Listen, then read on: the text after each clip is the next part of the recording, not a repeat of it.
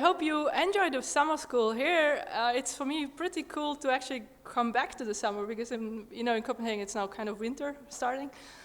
All right, so thanks a lot for the introduction. So I hope I don't disappoint you, but I'm not going to talk about the stuff that you just heard. So we are going to go back to basics, and but we essentially building up on what you have seen so far. So today we are really going into neural networks, and you will hear all about how to represent your input and how to do essentially encoding, decoding models. All right. Essentially, this lecture is all about sequences, right? So if we look at this sentence here, it's a sentence which is a sequence of words, right?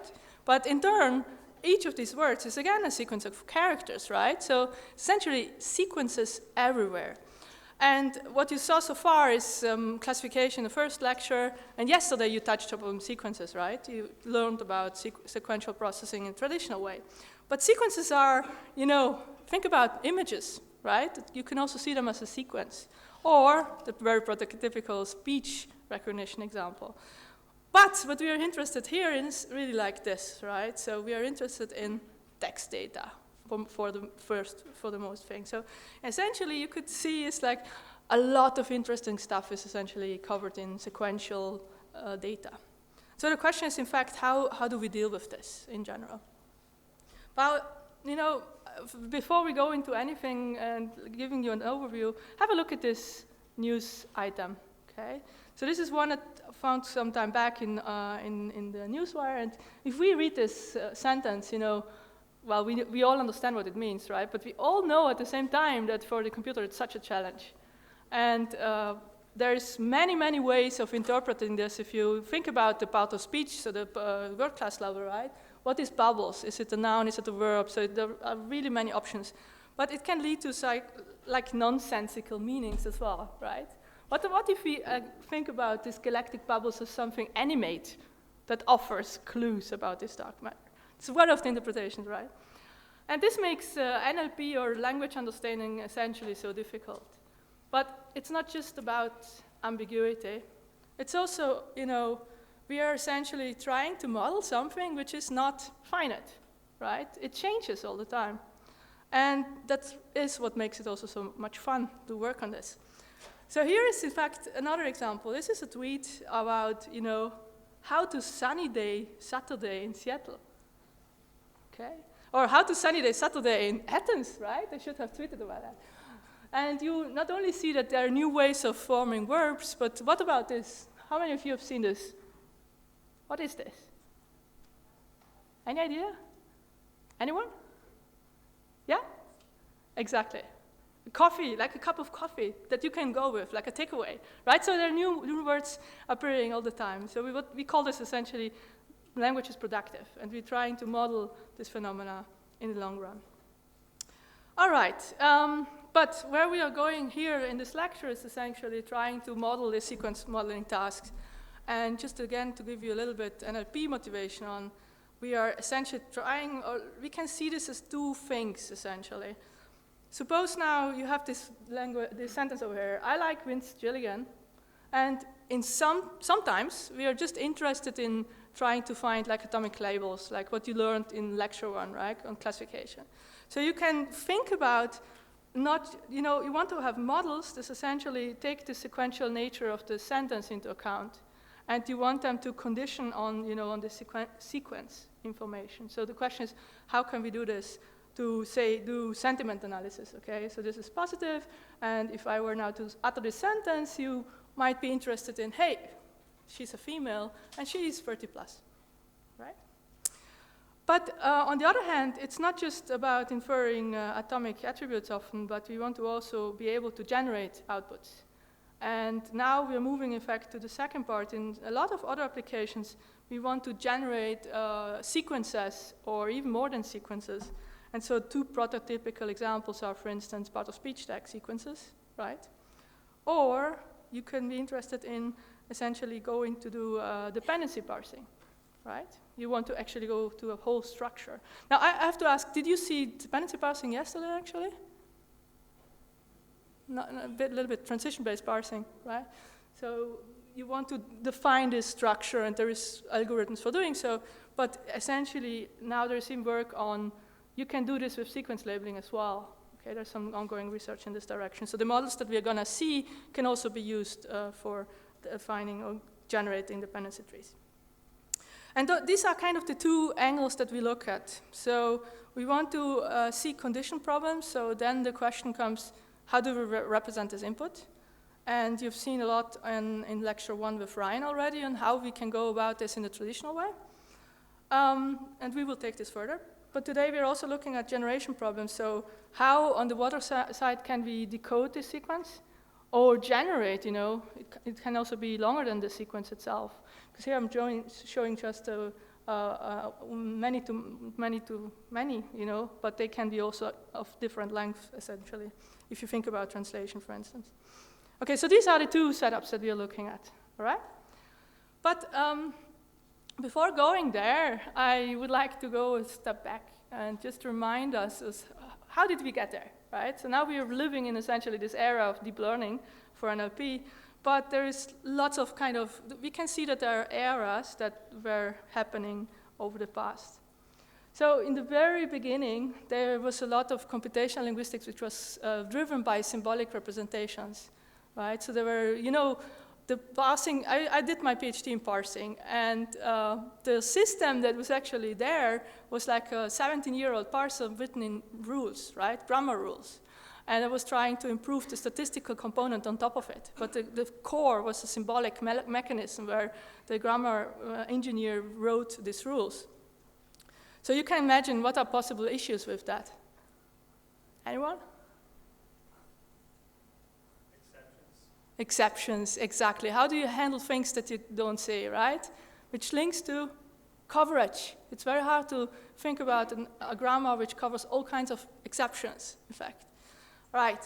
In fact, they were kind of brittle, right? That was the issue. So you needed a mechanism to, in fact, try to find out or handle exceptions go to some sort of probabilistic reasoning on top of it.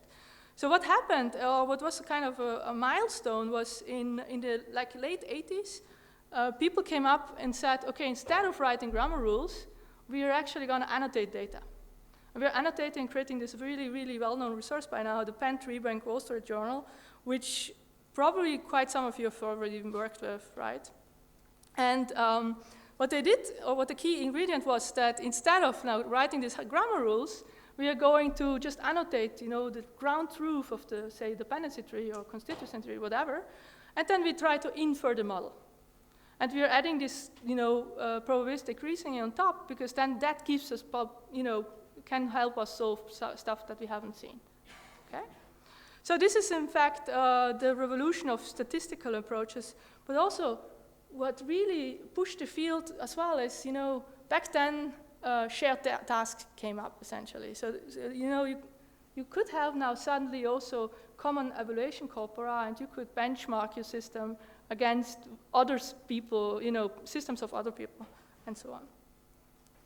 All right, so this is kind of summarizing this. So we went from like symbolic processing and to, in fact, the statistical approaches, and this is one of the algorithms you have seen so far. So like the structure perceptron is one of the examples of a statistical approach to, say, part-of-speech tagging or sequence labeling in general.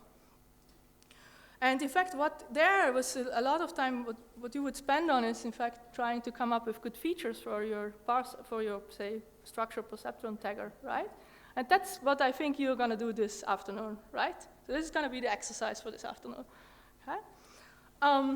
But, you know, recently, we work a lot on what's called representation learning. So we are moving a little bit away from this handcrafted feature engineering, what you're doing today. But I want you to make aware of that this is like kind of coming back, right? So we are shifting towards embeddings, which we will see in this lecture. But there is a lot of, you know, you want to go back to essentially try also symbolic biases, because you can only go so far with purely data-driven models. So you can also think about, hey, there is always the past. How can we combine the best of the past and the future? Or future, present, to build the future. And this is kind of a core message in my talk today. So think back at the past, because there is stuff that can help you to improve the present, to build a better future. And that's why also today we are going to learn about something from the past. Okay, so we're not yet done with traditional stuff. But before going there, let me just, where did deep learning emerge and how did it reach our field, essentially?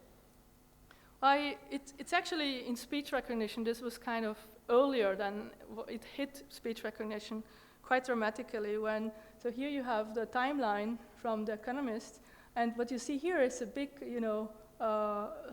drop in word error rate.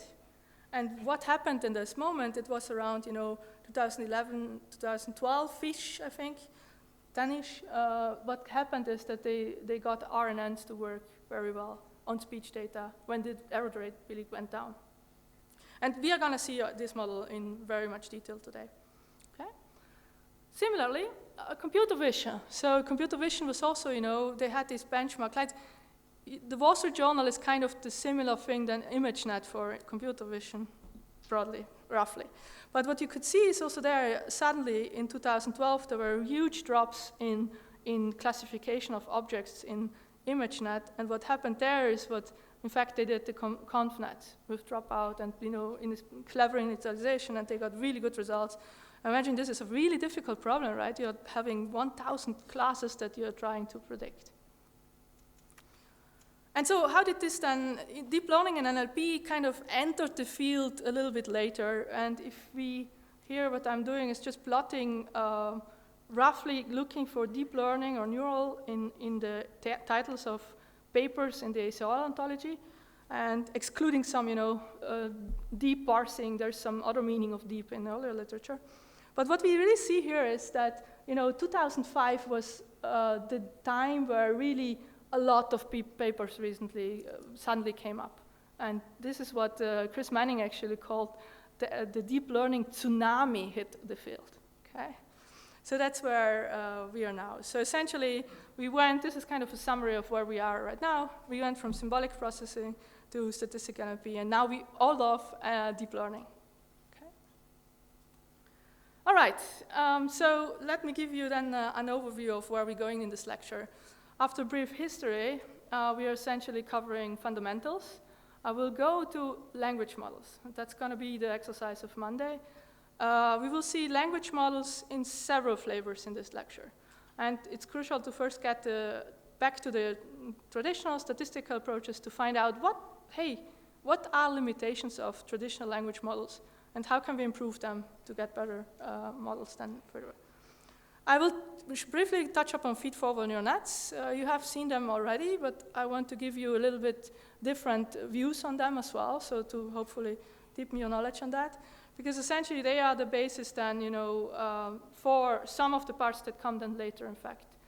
We're going then to representations and then to beyond feed-forward neural nets, okay? Because they have this limitation of a fixed input. All right, are you with me? Yes. All right. So let's go, and I have a little exercise for you. But let me just. Yeah. Yeah. So please go to mentimeter.com.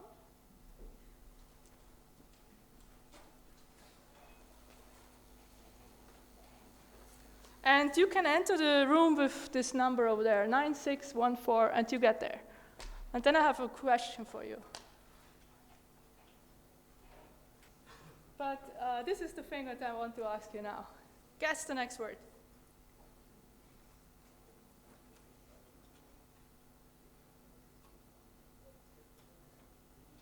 Does it have to be three characters now, or is it? What are you saying? I can actually show you.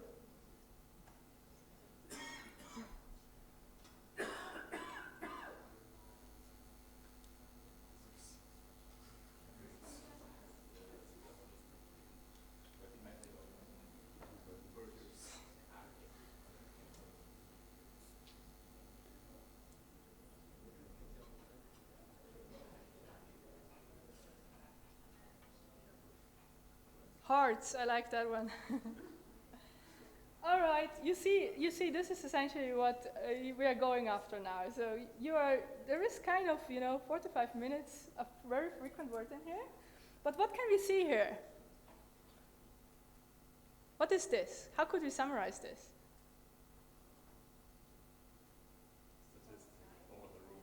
A statistic over the room, right? Essentially, a language model for a specific instance over that particular next. So we are trying to have a distribution of the next word that comes in the sentence, right? Based on this room. Exactly. And this is essentially where we are hitting with the next part in the lecture, okay? I will get back. So keep this open. I will use this Mentimeter down the line again. So more examples. Have a look at this one. Recur, no? Yes. And now, sorry to switch back. I have to move on this one. Try this one.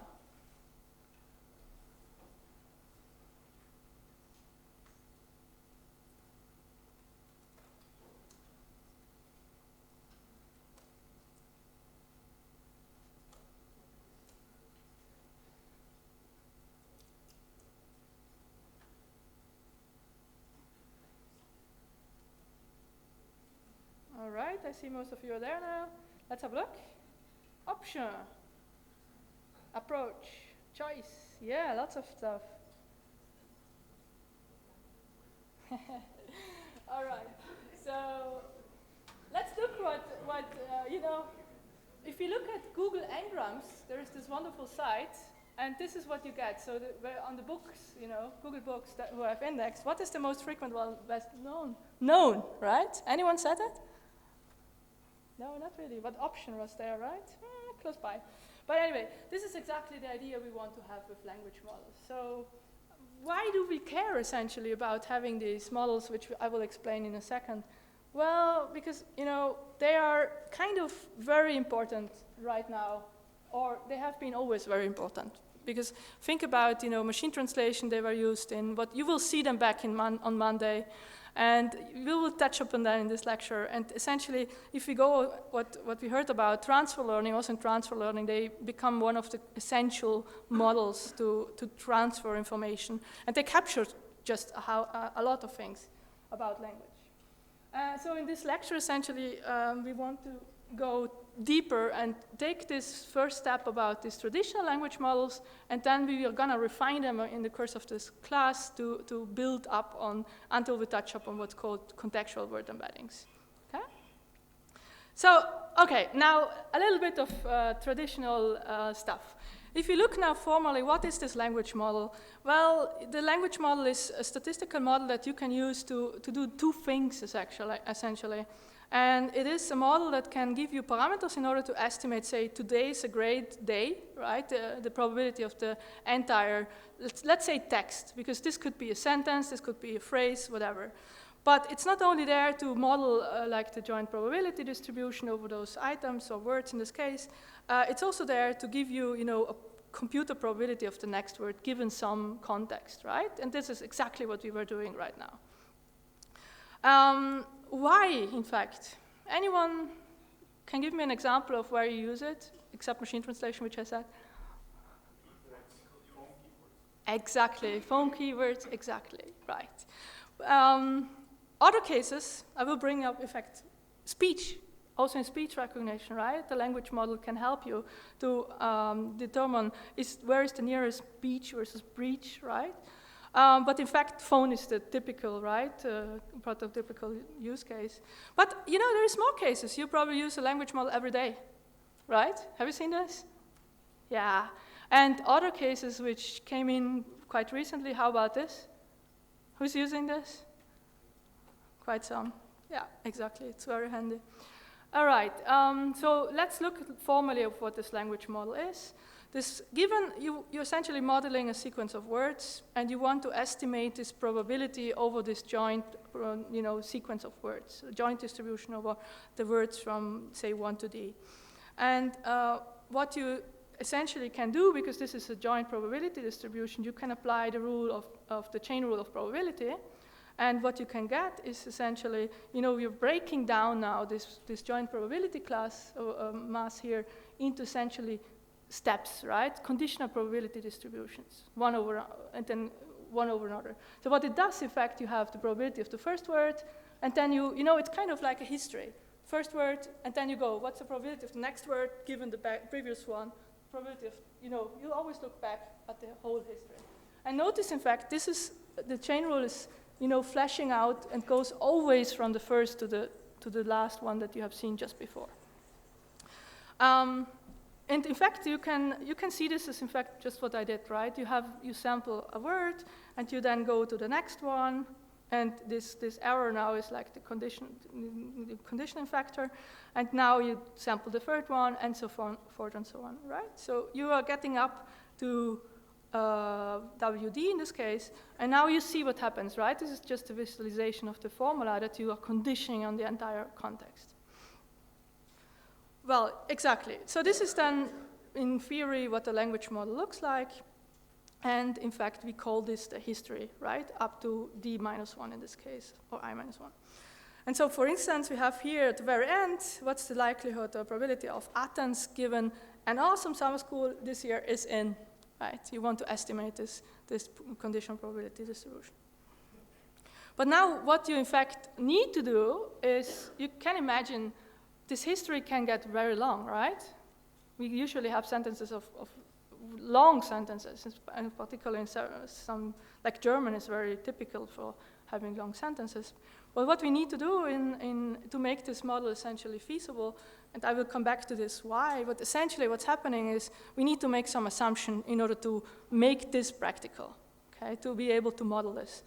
And this crucial assumption, and this comes back all the time in my lecture, is the Markov assumption. How many of you know this already? Almost, yeah, okay, good. So then I can go quickly. So the thing here is that we essentially approximate this complete joint distribution by this, assumption that instead of conditioning on the entire history, we can essentially condition only on a truncated history, or a subset of the history. And this is exactly the idea. So, for instance, here, if you write down the whole formula, we are truncating or removing or sort of forgetting some of the past, okay? And this is the assumption that is typically you refer to it as the nth order Markov assumption, depending on how much back in history you're still tracing. We'll look at this in a second. Is this valid for language? Not really, I mean, right? We are making a really simplifying assumption here. We're forgetting everything for the beginning, but, is it practical? Yes, it's really practical, and it's the basis of many, many successful models. Okay, so how do we learn such a language model? In pre-deep learning area, so what we do in statistical models is essentially we are using counting. And we are estimating maximum likelihood estimate. So what we are doing here is, you can see this, history as windows over the text, right? And the length of the window is the size of the engram that you're getting. So engram is just, for a reminder, a chunk of consecutive words.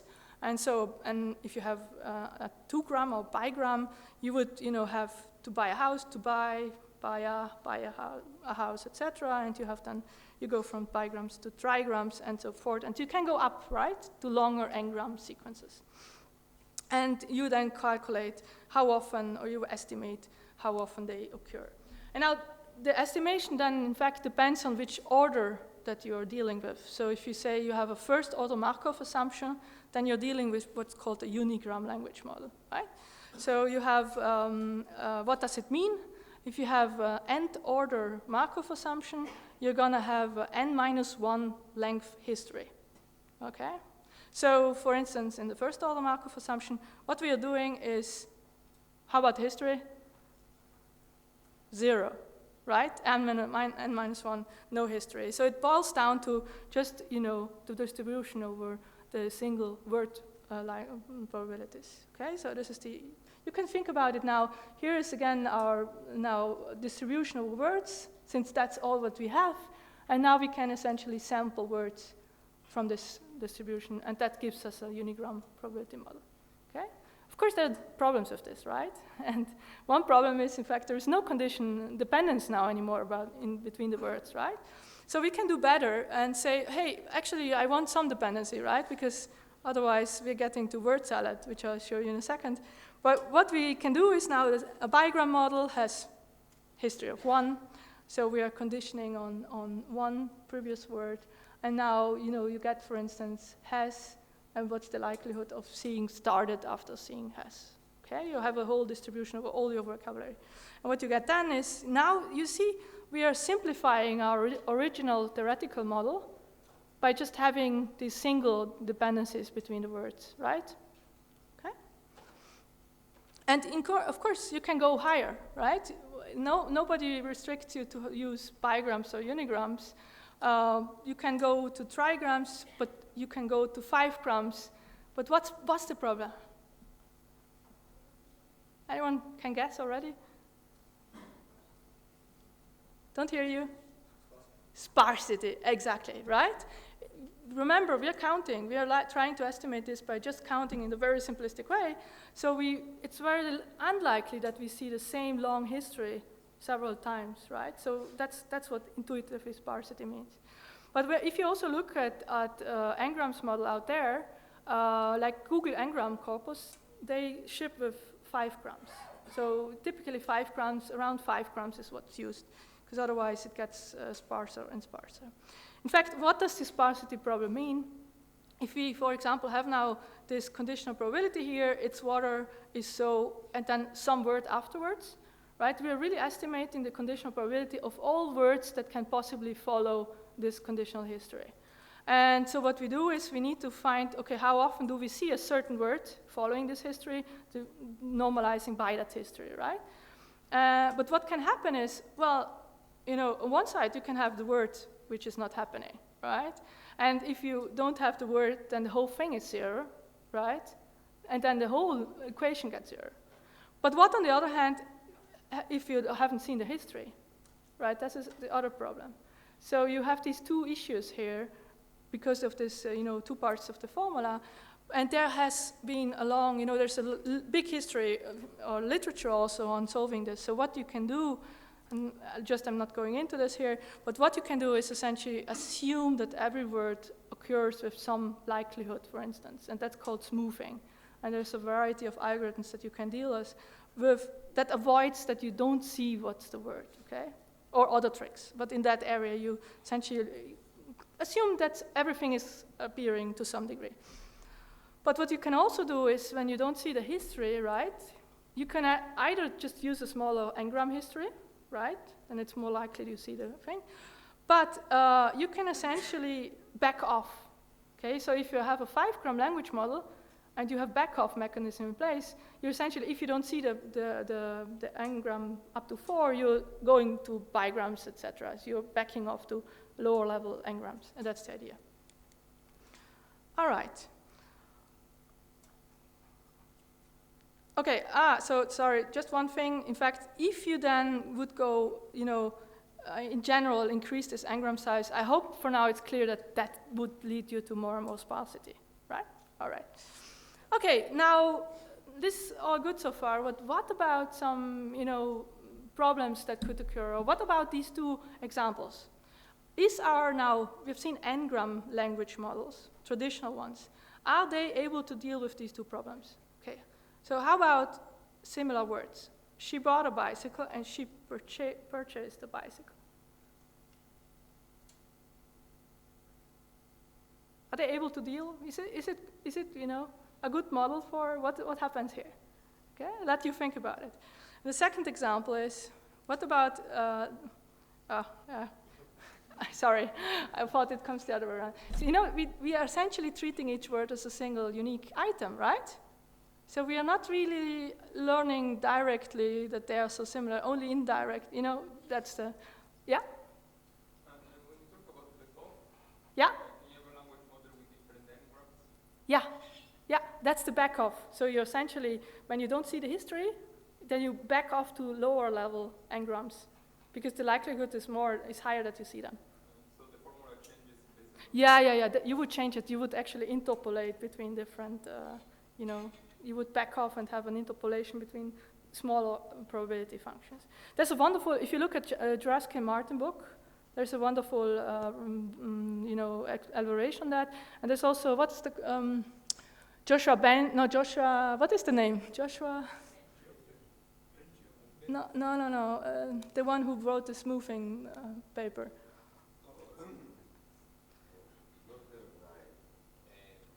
That's part of it, but there is a survey. I could come back to it. There is a wonderful paper which is quite now a bit back, where you see different ways of handling smoothing, essentially. Schwartz, it was? Don't remember. Gold, I don't remember now the name, but yeah. All right, but let's go back. So, you know, it doesn't handle the fact that these are very similar words yet, right? It treats them as distinct. But what about these long distance dependencies? For instance, for programming, she yesterday purchased her own brand new laptop, right? There is this, you know, programming, purchasing, what do you buy? Or the other example with the sports watch, right? Why is this the case? Well, we make the Markov assumption, right? And that restricts our horizon. So it's essentially not looking back at the entire history, okay? And not conditioning on the whole. All right, and these are these two issues that we will get back to later on again. So, but what can we do now? Already with such a traditional language model, we can actually use it for some fun. And for instance, we can use it to, you know, sample just from a unigram model, okay? And how do we do this? Well, now we have essentially a probability distribution over, in this case, one probability distribution over words, right? And what we can do is we can ask the model to sample or give us a word each of the time. So here is just a simple example. We could, you know, from this very tiny language model sample, the cat sits, okay? But as you can imagine, a unigram model is not very smart, so we could also get cat sits there, right? So there is it's kind of word salad. So we really want to go to sequential data, okay? So we could now go and sample higher n-grams, but we saw that we run into sparsity problems. So an outlook for the rest of the lecture is that's why RNNs are so powerful also. They no longer make this Markov assumption, and they essentially look at the entire history that we have seen so far to do the next prediction of the next word, okay? So they are really a great fit for sequences or sequential data, and they can handle arbitrary length inputs. But we will also see, you know, the standard vanilla RNN has some limitations, and we need some other models in order to deal with that. All right. Are you with me? All right. So now, in fact, let's move one step further. And how could we use a neural method in order to build a language model? Okay. So now we're sticking in the statistical world and did parameter estimation by counting, but the crucial idea of what Banjo back then had, essentially, several, is that, you know, you can see this language modeling task as you have an input of a sequence of words, and you want to essentially model the probability of the next word given the history, right? So you can treat this as a classification task. Okay? And you have heard a lot about classification already in the first lecture.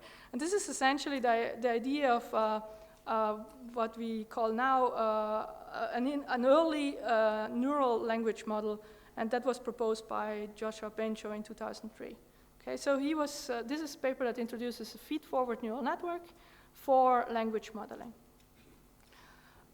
So how does it work? If you then have, in fact, as the clock rang, the students open and try to predict the next word, you are going to assume a fixed context. Okay, so again, we need a context assumption. And then you're essentially running a neural network that's trying to predict the next word. Okay, that's the idea. So we are replacing just the counting mechanism with a neural network now. And why is that so powerful? And that's why we need to go further and essentially go into two details in a minute. So we are you're moving this neural net further and predict the next slide. So that's why, let me show you a little bit where we're moving. So we looked at language models, and in order to understand this neural language model well, we need to dig a bit back to feed-forward neural nets. And then we are also going to, look at, hey, what's actually the input of this neural net, right? We're going to see how we model that and how that can help us to solve some of the issues we have seen so far. All right. Now, let's dive into feed-forward neural nets because they are so crucial to understand the rest of the deep learning literature. I want to really connect different views on neural nets here. So this is a picture that we've seen so far. What is a neural net? Well, a neural net is, a network that takes an input, has some hidden layer or hidden layers, and then produces an output. In this case, we have just one output node and several what's called neurons in the hidden layer, right? So each of those is a neuron, and that's why, neural network, it's a network of many of those neurons. But let's look a little bit at one of these neurons and a little bit of history again. Sometimes a bit far-fetched, but the motivation came, in fact, from the neurons in the brain. So here we have a neuron which, has a cell body, and it has these dendrites, which are kind of the, watching out there for signals. And the cell body then is like a little computing machine that watches at the dendrites and then sends off a signal when it's firing, right? When there is enough potential. And that's going to be sent off to the next neuron down the line. And this is essentially the inspiration that McCulloch and Pitt in the 40s took for this first computational model of the neuron. And you see, it's kind of exactly a representation of this biological neuron, right? So we have the input, and coming in from the dendrites, there's the cell body. And the crucial thing is that it's doing a sum over the inputs, and if it's active enough, it's going to fire and send out, yes, I'm active, okay? And this is, hey, have you seen this? Yes, you have seen this. You have implemented it even, right? Perceptron so far. So you essentially, the perceptron is coming from this idea of this McCulloch-Pitt neuron, and but you are weighting the inputs as well, okay? You are having inputs, you're weighting how much they are important, and then when that's above some threshold, this perceptron is going to fire and say yes or no, 0 or 1 in the simplest case. Okay, but crucially, you have weighted inputs, which the weights are your model, right? That's essentially everything that summarizes the model. And then you have this threshold, then it fires or not. But it's a linear classifier, okay? There is no non-linearity yet, okay? But you have seen this already. In fact, let's go and look at the single neuron now from the neural network perspective. So if you just visualize this again, we get, for instance, 4 inputs. And now we have, in fact, those weights that connect each of the inputs to this output neuron. It's a fully connected neuron. And then we have the body which computes some function and to output z, right? And so in fact, what the single neuron is doing in the simplest case is it's a weighted sum. And then you send it through the nonlinearity. Okay, so if you spell it out, you would really say, okay, I'm weighting how much do I believe is this important, and so on, and so on, and so on. I'm summing them all up. I also have this bias node, which you integrate to essentially do, the threshold, move it into the neuron, but it's not visualized here. And then the crucial difference now is that you are no longer just sending, doing a linear combination, but you also have this projection. You're projecting this down, but you're also sending it through some nonlinearity. And that's crucial, because otherwise the whole network would just collapse to being a big linear classifier. Okay? And you saw already some of these functions. But what can we do then next? Well, we can also move to have 4 inputs again, but 2 output nodes, right? And then the same thing holds. You have a connection from all of the inputs to all of the outputs. And you can see them as like two weight vectors in this case, okay? So to compute the output of the first neuron, you would have this linear combination of the inputs with the weight, add the bias, and send it through the neural net, and the same for the second one. All right. And what you can notice here is you can really see this as, okay, one view is this computational view, right? Weighted inputs, weighted sum. But you can also see this as a projection. You have a 4-dimensional input, and you are projecting it down to a 2-dimensional output, okay? Which is summarized here. So essentially, we are learning a function. Now, theta would be all of the parameters that you're learning, which project 4-dimensional down to 2 dimensions. All right, now let's take this a little bit more abstract and connect the pieces together. In a vanilla neural network or feed-forward neural network, we have essentially an input. We're going to predict some output, and let's assume we have just one hidden layer now. You can see now each of these layers as a function that acts on the output of the previous layer, right? And so, for instance, F1 acts on the input, computes the values here, and then F2 acts on the output to produce the next layer, right? So in effect, this is like a cascading of functions, right? And what you're doing then is, you see, it's a composition of functions, okay? And say, for instance, you're doing a softmax then in the end, depending on the output. But this is like the view, like an abstract, I mean, I call this now an abstract view because I'm not throwing all the nodes, etc., right? And the functional view is, this is this function composition that you're getting, okay? And now, how do you learn this? You essentially run through the network with the parameters you have, you observe what you're predicting, and connect it to the true value, and then you can run stochastic gradient descent, backpropagate the gradient, the loss signal that you're getting from the loss function. Okay, that you have seen already as well in lecture 1. So in fact, this is exactly the same, just representing it with the whole weights again. Yeah?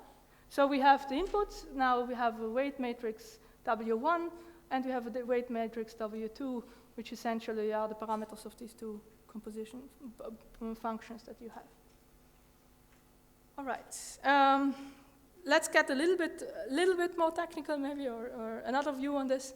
We have now these two neurons, and we compute we compute them in two functions essentially, right? If you were to implement this, it would be two function calls, right? From a computational perspective.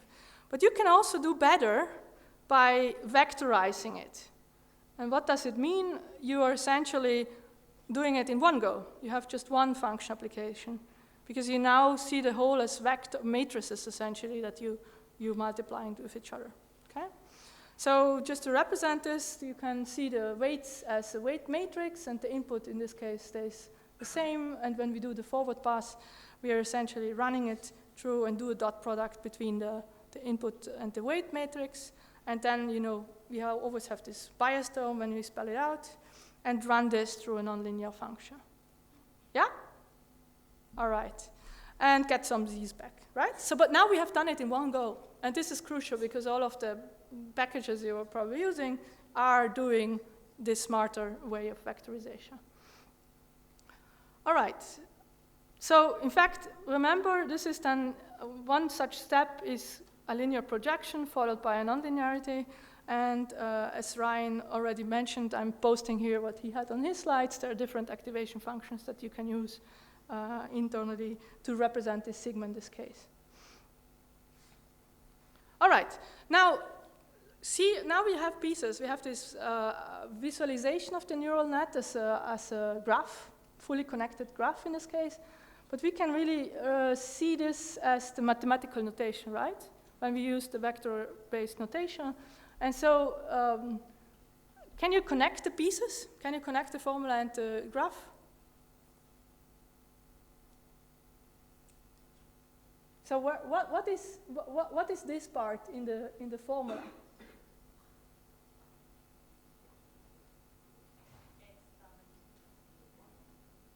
Yeah, and G, right? The activation function. Exactly. So this first part is taking X, taking the weights, and then doing this. This is like the F1 we had before, right?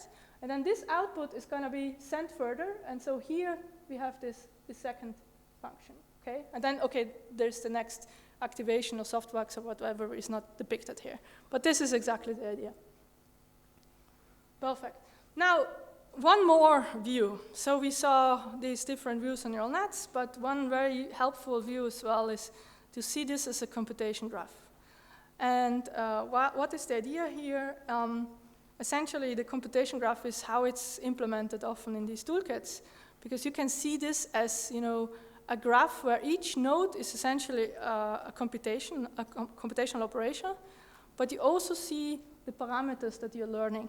Okay, so the function that you apply and the parameters that you learn when training the model. So for this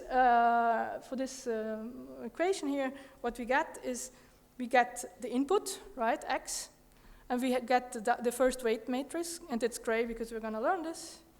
And we multiply it and add the bias term, right? Now we're just building up exactly the computations that we would perform by running the forward pass. We run it through G. G now is, say, sigma, the sigmoid function.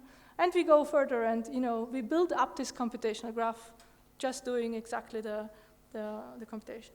And why is this interesting? Because then you can, you're building up your graph, you're collecting the values that you do for forward pass, but then you also observe the loss, and you can just run backwards on the graph to compute the gradients backwards and update your parameters. Okay? And that's what happens. So you at the same time see what are the model parameters that you need to learn.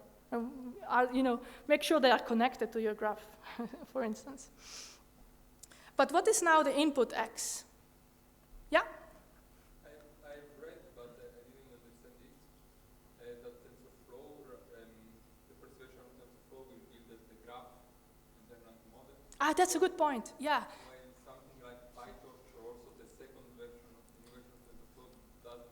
That's a very good point. I didn't mention. This is a very good point. So essentially, early libraries like TensorFlow, earlier versions of it, they build up this computational graph, keep it static, and run the data through the graph. Okay, so they compile the graph and then run the data through it. While like PyTorch or Dynet, if some of you use it, they allow you to essentially build this graph up dynamically. So you're more flexible with modeling, say, language which has different inputs. Okay, now let's leave it. So we have seen or did a recap on feed-forward neural nets. What about what's the input? And here again we go back to like the traditional view and then the new view. Okay, what can we use as what we call nowadays representations?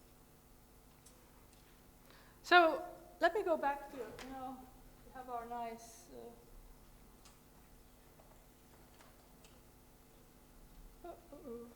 That was tricky. So I would like you to look at this word, which I'm showing you in a second, and guess what it means.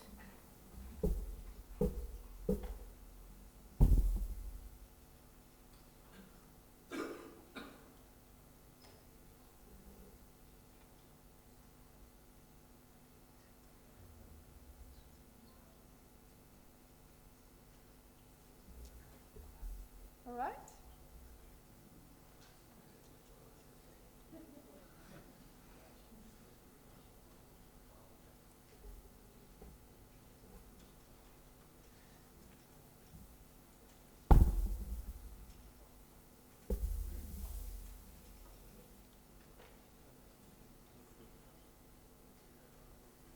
Oh, okay.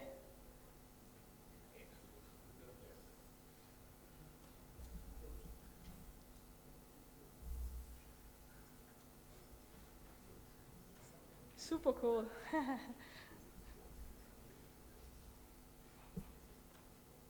There's some words which are really close to it, but it's not the one in the middle, or the 2 or 3 in the middle.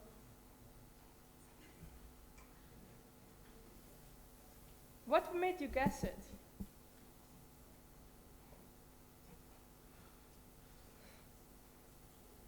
Difficult to remember now, right?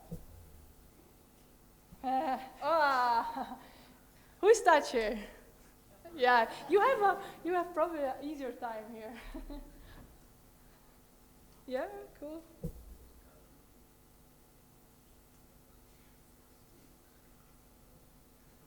Surrounding, yeah.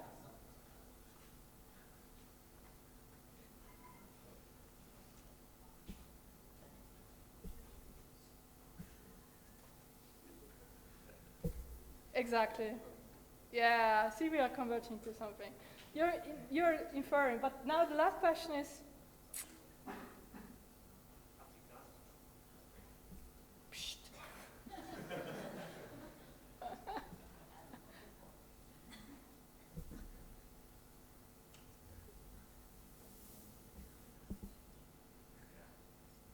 it's Afrikaans, exactly. It's Afrikaans. Very good.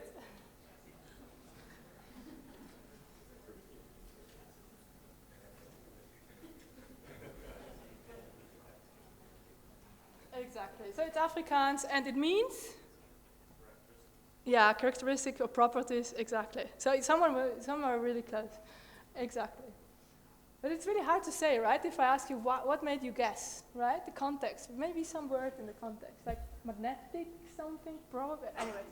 But this is exactly what this theoretical concept of distributional hypothesis that Firth came up with represents. So you shall know a word by the company it keeps, right? This is kind of what you were doing right now.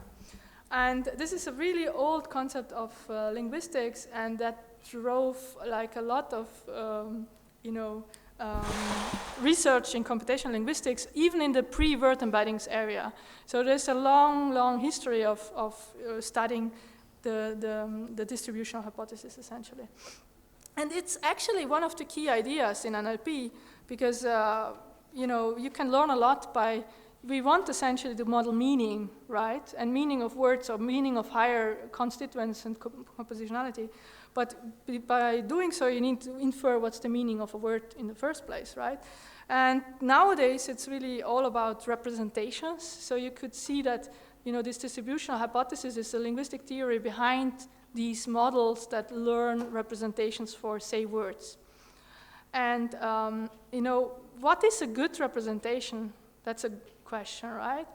You want to learn something, you want to learn, say, an encoding of a word where representations are distinct, right? Meaning different words should get different encodings or representations. But at the same time, you want to learn a representation where similar words have similar representations, yet distinct, right? So this is kind of the wish that we want to model. And, in fact, let's go back, again, back to the history. Traditional methods, how do we deal with that? And one way to deal with it, which you probably all know, is bag of words assumption. So we are just, throwing or assuming every word that we see, every word type is going to be its own representation, okay? And in fact, if you do so, what you then get is a representation that's a sparse binary representation of the input. Okay, so here we have, for instance, a set of tweets, and if you then want to convert them, you would have, say, the vocabulary is the size of your representation, and you just encode when you see this input. Yeah, there was a question? What's the difference between this assumption and the assumption of Markovian? Yeah, that's a very good thing. If you do this bag of words, it's essentially what assumption? Exactly. Exactly. Yeah. That's a very good link. This is kind of doing a unigram language, not doing the language model, but the representation is very similar. So, very good. But the thing is, you choose what you represent, right? In the bag of words assumption, you typically use all the words, you just split up by white space or some simple tokenization. But you could also say, hey, I'm only interested in adjective for some tasks, right? So you choose the size of the representation, right? But what you get is something that's interpretable. So each of these dimensions of the vector that, say, encode your document, okay, this means now this word has appeared. In fact, this is, an n-hot encoding, which is based on a one-hot encoding. So a one-hot encoding is essentially you are representing some symbol, word, or character by a vector of some size w, some vocabulary size, and you say, okay, it's only active when I say see this word yellow in there, okay? But what do we get? Well, if we choose this one-hot encoding for words now, okay, only, then say we have this little tiny vocabulary cat dog table, and we have this function which essentially encodes our word and gives us a representation. So if we have a vocabulary of 3 words, we will encode them as a 3-dimensional vector, and we just encode, okay, on which position, each position corresponds to one of the unigram words, right, in this case, and is active. So what this gives you is essentially kind of a word embedding table, right? But not in the new sense. It's kind of in the traditional sense. And what you can do is see this as a vector space where, you know, each of these dimensions is a dimension in your space. And since it's three-dimensional, we can easily draw it, right? So for instance, cat is the first dimension, is active, so it's here. Okay, table, the last dimension, so 1, 2, and 3, and you get these words on each of these, you know, in this space. Now what happens here if you say, look at the similarity between those words? Well, they are all orthogonal to each other, right? So what you do is if you get, like, say, do some vector similarity, like the cosine, you would get, you know, they are completely orthogonal to each other. So the duck and table and cat are all at the same distance or similarity. Okay. So in fact, what does this look for our wishes of having a good representation? Well, it does, in fact, represent, you know, each symbol is going to be a different representation, a distinct representation, right? But what about similar symbols sharing the same representation? Well, we don't really encode, between single words at least, similar representations. And so despite of this being so simple, it's yet very powerful. So if you run like classification, I really suggest you to do a bag of words model first with a linear classifier before you go to the neural net stuff. Okay, so it's often sometimes really picking up on important stuff. But so how can we do better than this in order to fulfill the second wish? So we can go from sparse high dimensional to continuous low dimensional representations. And what we then do, in fact, the main idea is now we want to encode it in a much smaller dimensional space. And by the same time, by doing this kind of compression, we want to gain this notion of similar words should end up in similar places in the space. So what you do is you are now replacing it with a dense continuous representation that maps your word into some, say, d-dimensional space, where this d is crucially much lower than the vector size that you had in the one-hot encoding. Okay? So for our little example here, again, say we want to pinpoint it down to 2 dimensions. What we then get is, say, these numbers that we will still need to see how to learn them. But what you can then see is, if we did this successfully, we will end up with some representation where cat and dog is closer to each other. Okay? And so this is, in fact, again, a matrix, and you can see this as an embedding matrix. And now, instead of having this binary encoding appears, doesn't appear, it's going to be continuous. It's going to be saying this dimension is contributing so much to this word representation. Okay? So to just connect these two, a little side step, when you do work with neural nets, you still often have an n-hot or one-hot encoding at the beginning. But you could see that, you know, when you fetch this embedding vector from your embedding matrix, so now assume you have an embedding matrix where each of the rows is essentially a word, and you embedded it now in a 4-dimensional space. You are, say, want to get the representation of book out. You have, essentially, if you do a linear projection of the one-hot encoding with the embedding matrix, you're going to just get out that representation, right? Right. So it's a linear projection again. Okay, so in general, then the neural way of extracting features is now, again, you're thinking about what are my units that you're extracting, your feature functions, but then instead of using those directly, you're having this extra embedding matrix, like lookup, typically that you're gonna go. But what's crucially different is now you can actually learn this lookup matrix with the model itself. And this is where representation learning comes in, right?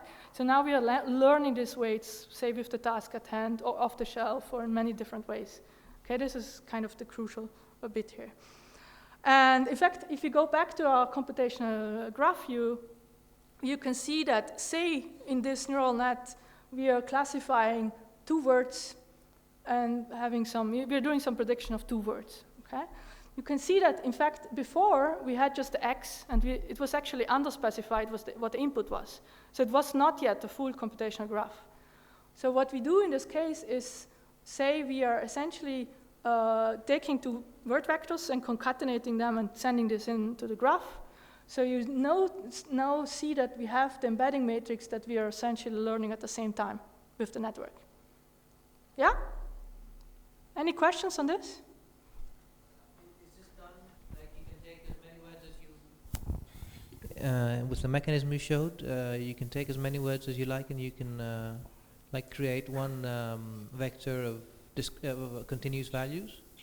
Yeah, so essentially what you decide is the how many words you have on your embedding matrix. You're deciding on the vocabulary, and then the training vocabulary, right? All the words. But you might decide on fewer of those. But then you need to handle, and then you learn essentially the numbers in this matrix, right? By doing the classification and then backpropagation, for instance, right? But you could also decide on using less words here. So the only thing that you also need to take care is, what do you do with a word which isn't in here, which you haven't seen? And that's something you need to think about when modeling this. So that's something, I will get back to that. How do you handle unknown words? And one simple trick is to essentially represent the unknown word and also learn a representation for the unknown word, so that at test time you can somehow handle this unknown word. Okay? Because remember, this matrix that you're learning, it's gonna be finite, at least in the normal word embedding, you know, when you have words times dimensions. And you typically will have like some handling of unknown words. Yeah? Just a question to the former slide. Yeah? Sorry. Just one before. Yes, the lookup.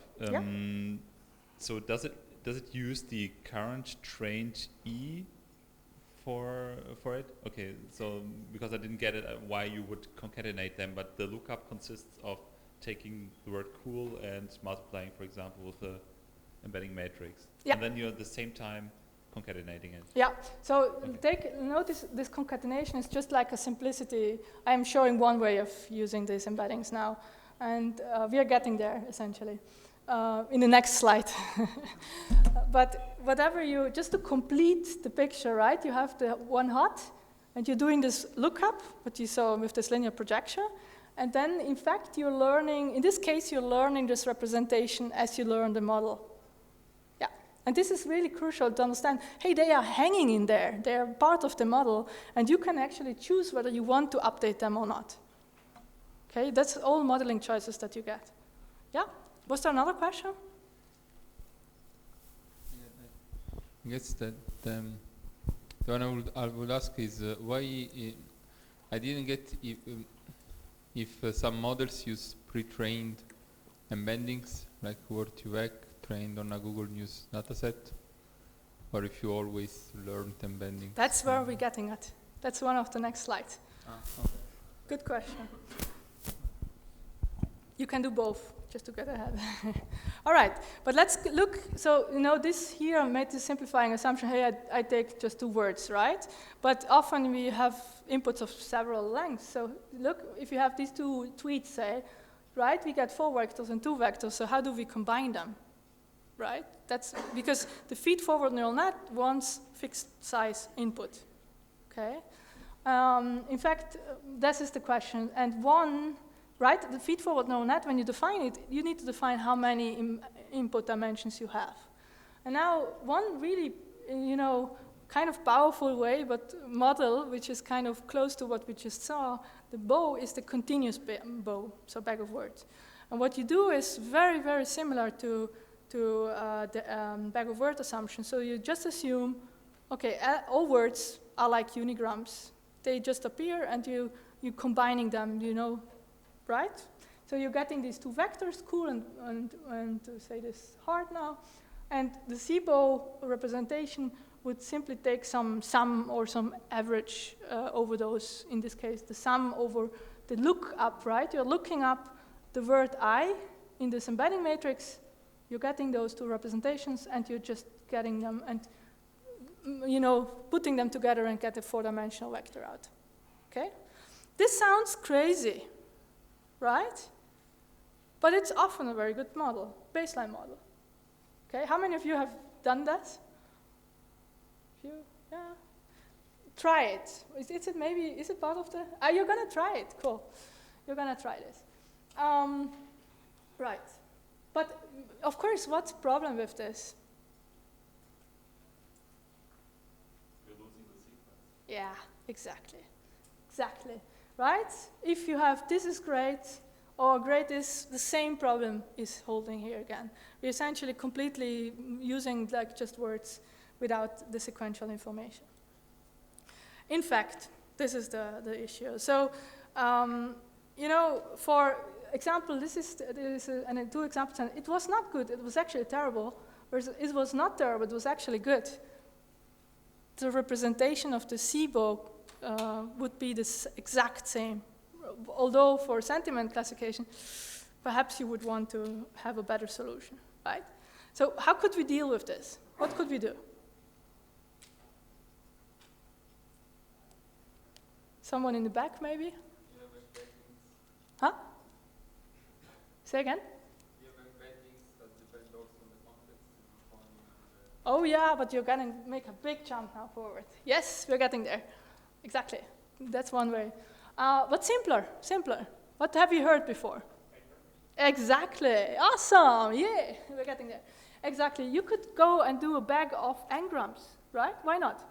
You could do, you know, n-gram embeddings and then combine n-grams, right? But yet, you know, at least you would fetch some local dependencies, right? Like not good, you would get. But you remember, if you do n-grams in like the traditional word, you really get lots of more parameters that you need to estimate. And here you kind of average over much more, so maybe it doesn't work so well. But it's something to try.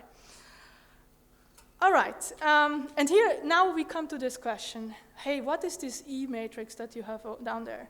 Well, where do we get it from, right? So we can essentially, like in this simple case of this concatenation of 2 words, we can just learn it with the task at hand. So we observe the loss and propagate all the way down to the embedding layer.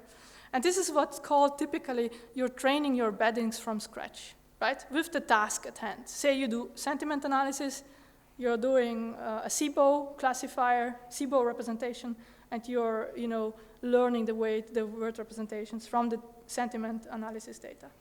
But in fact, you can also use off-the-shelf embeddings, right?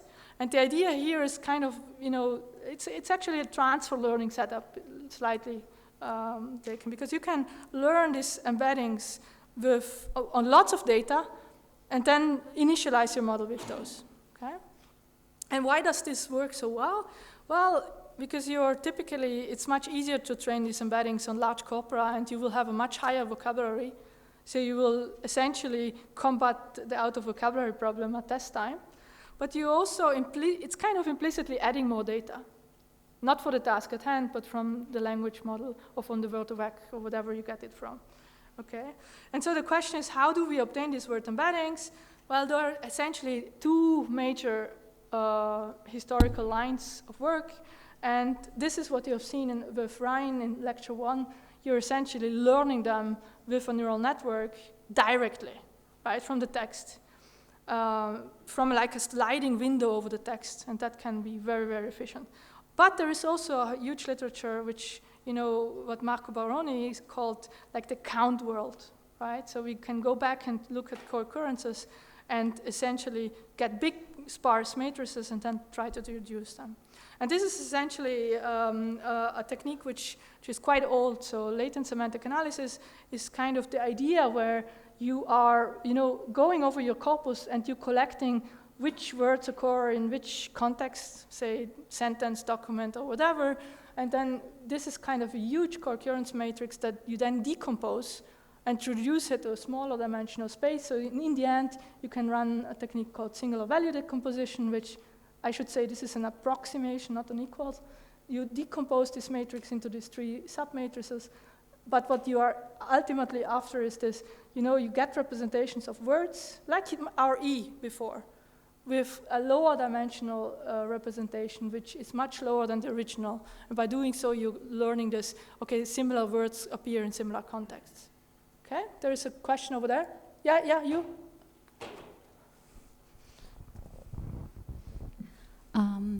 Are there mathematical results about the similarity or the correspondence between the two methods? Oh, count and predict? Yeah. Yes, there is actually a paper by Omar Levy and Joaf Goldberg. And they have, because in fact, if you go back and look for count predict methods, it was, saying, I don't remember now, but there is a mathematical correspondence that there is, I don't remember now the details, honestly, that it's a log weighting of some, maybe you know, Andreas. Yeah, so in a way, many of these methods can be seen, they're not exact, it's not exactly precise, but they can be seen as sort of matrix factorization. You take the matrix of concurrences, and that's one, but it's not, there's also more advanced work that connects them to random walks. So that's Raman Arora from Princeton. I think the point of that paper is that a lot of the tricks to get this to work actually are the tricks that also make word-to-vec and similar methods to work, and you can transfer the lessons from one to the other and get improvements. But a lot of it is not so much about the potential of its methods, about the engineering flexibility they offer you, and that's where the word vectors that we get from things like word-to-vec have clear advantages. Right, and I should just add, typically you don't take the raw counts here, but you do some weighting. There's a lot of, in fact, those, steps involved in order to make this better, more efficient. Right, and instead, you've seen this already, word-to-vec, instead of, the big kind of conceptual difference is that you, instead of counting over the whole big data, you're learning this discriminative model like a sliding window over your data, which is much faster, right? And you're essentially directly trying to learn this word representation in this model, okay? All right, but one takeaway is here I'm showing you an example of some results where we've trained cross-lingual pause taggers, and now sorry for going into some results, but what you see here, if you say do annotation projection, so you're projecting annotated data from one language to the other, and then you're training your pause tagger, this projection will be noisy. But what you see is when you learn the tagger with pre-trained embeddings, especially if you are in really low data setups, you can really get a huge boost on your performance. So it's typically a good thing to use off-the-shelf embeddings and initialize your network with that. All right, so let's just, now we've seen representations, let's go back to language models, because now we have the ingredients that we can essentially completely understand the Banjo and all language model. So, in fact, this is what I've shown you before. Now, how does this work? This is the model. So, we get the window of inputs, the students opened there. We have now our word embeddings. We look up the word embeddings. We concatenate, right? So here it's really about concatenation, because we are using this representation then as input to a feed-forward neural network, right? So we are learning one hidden layer, and then what we are learning, so we are projecting this input to the hidden representation, and then we are doing a softmax to essentially get the distribution of all the words, all the vocabulary are in our vocabulary to get the softmax distribution to see what is the most likely next word. Okay? All right. Any questions on this?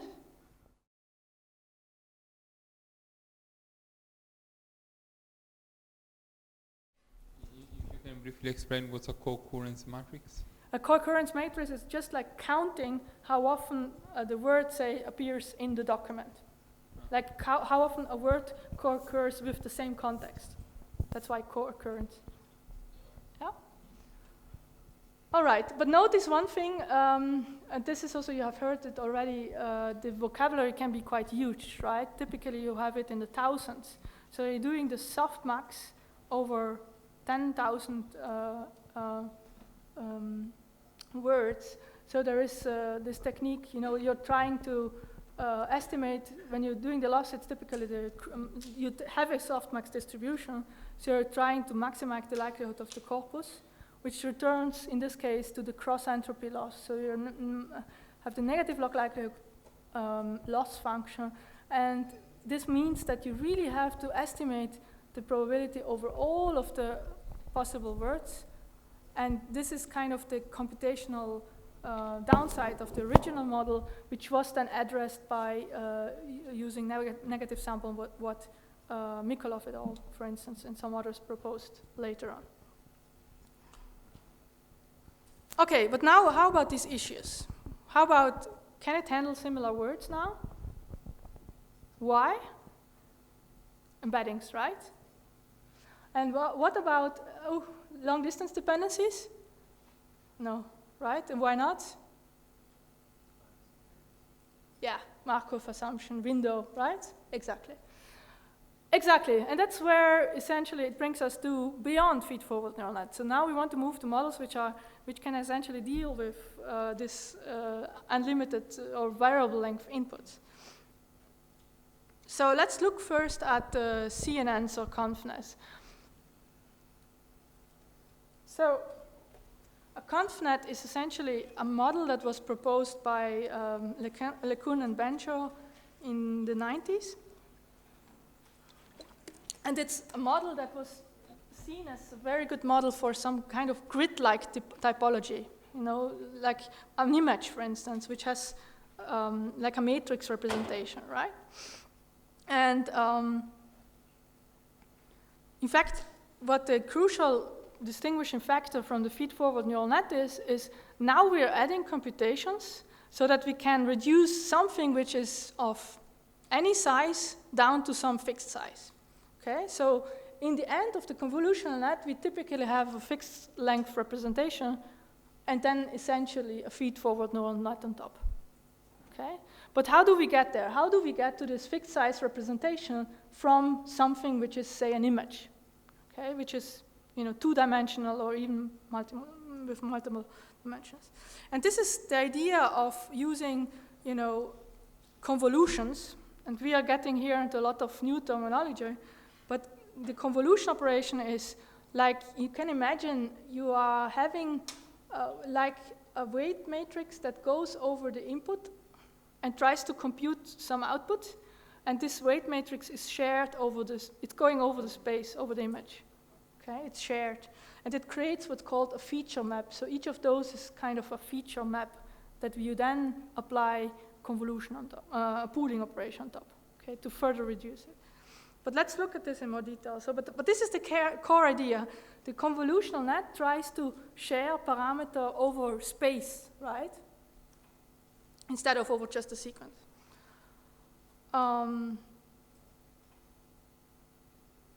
Okay, but in fact, what are these convolutions? These convolutions, you can see them as a function that you define, which is typically called a filter or kernel.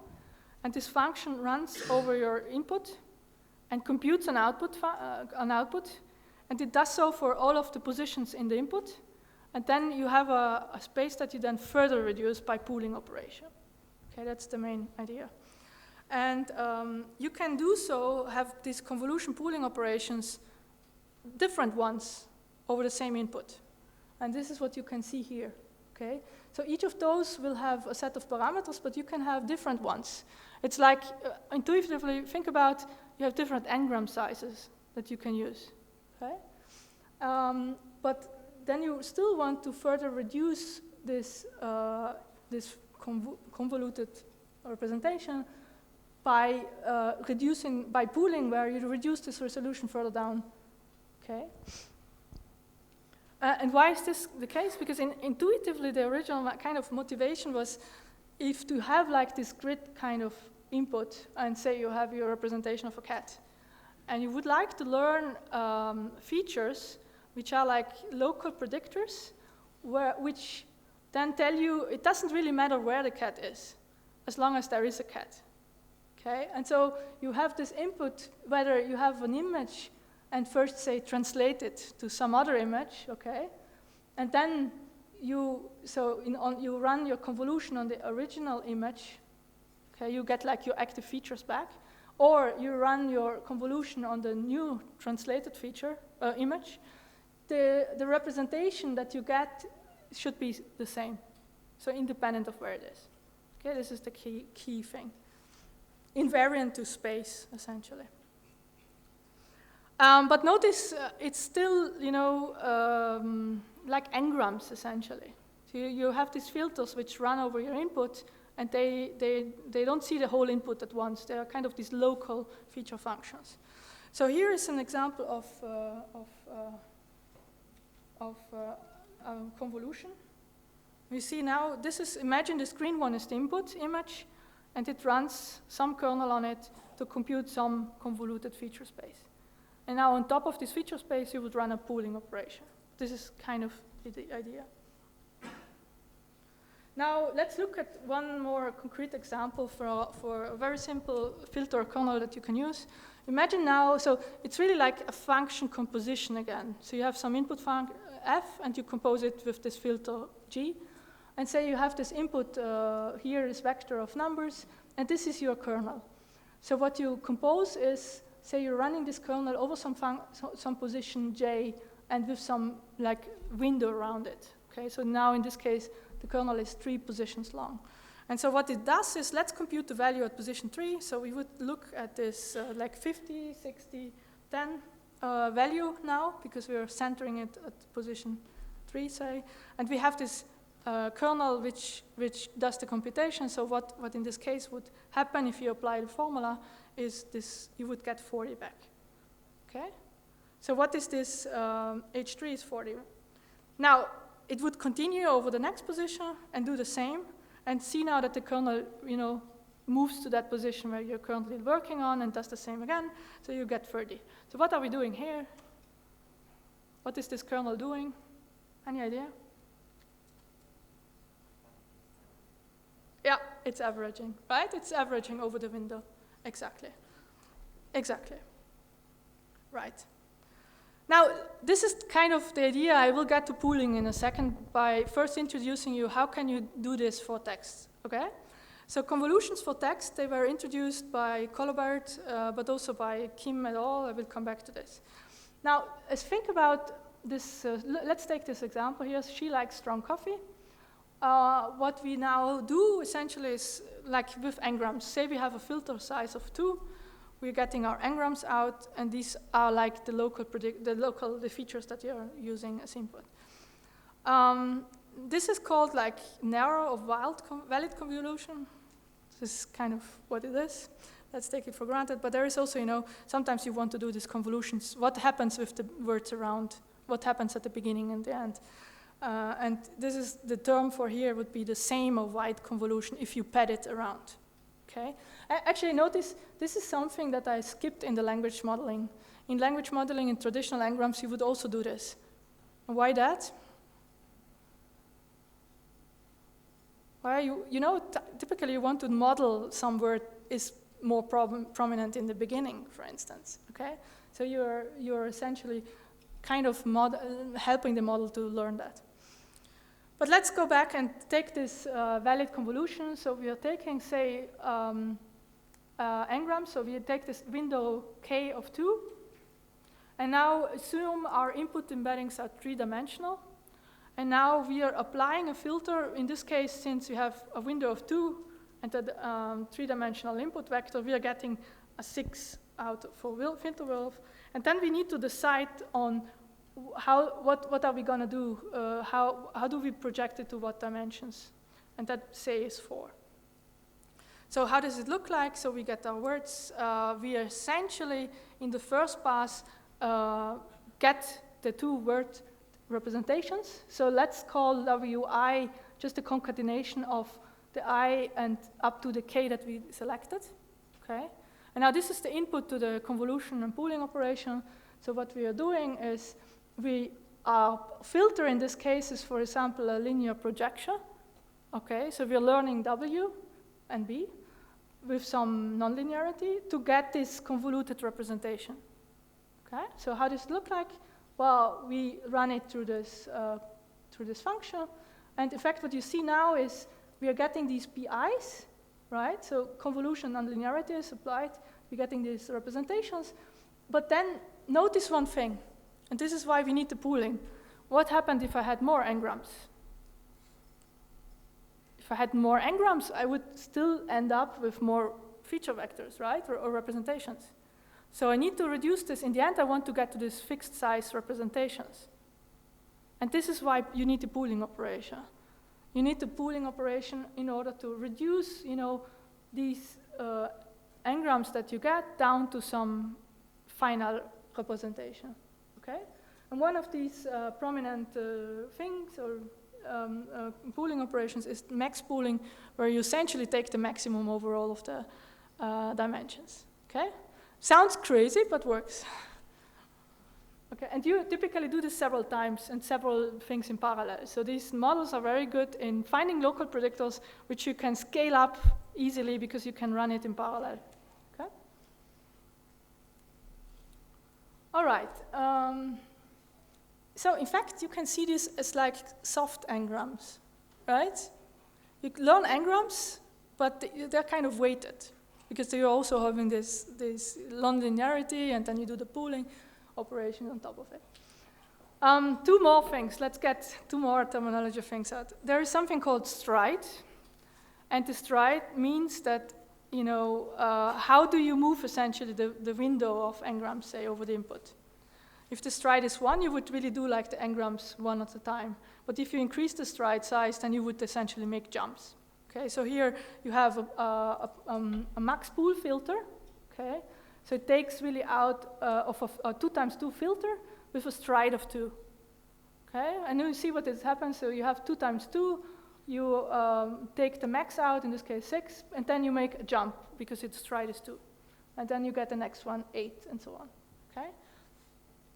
And so this is exactly what happens. You can also have it bigger, you can increase the stride. But now let's look at these types of pooling. There's really a lot of types of poolings you can do. Yeah?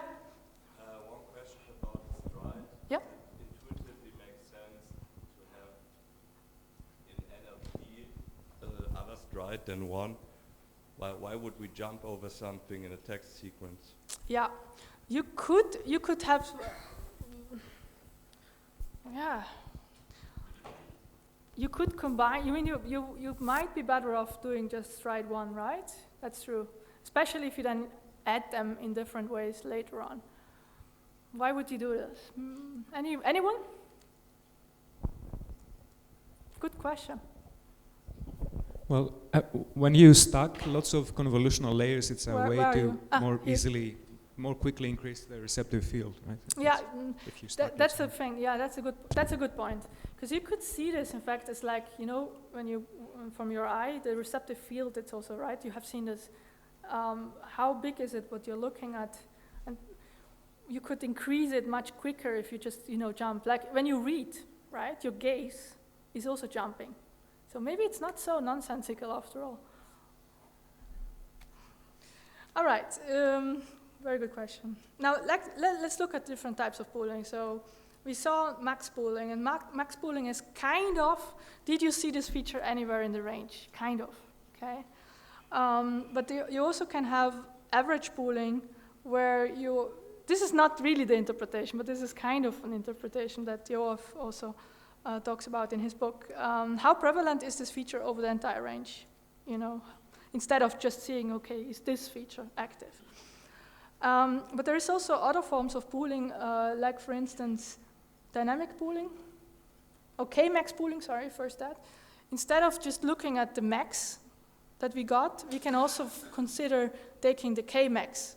So it's kind of using multiple prominent features, right? So if you get these two, we saw the max over each of the dimensions, but we can also do 9, 7. But notice that it is actually 6 and 8. It's keeping the information of when this feature occurs in the sequence, when you do k-max pooling. But there is other stuff like dynamic pooling, and that might be interesting in NLP because sometimes you might consider that some part of the input is more important than others. And for instance, Johnson Zhang, what they did, is, you can decide on doing different poolings on different parts of the representation.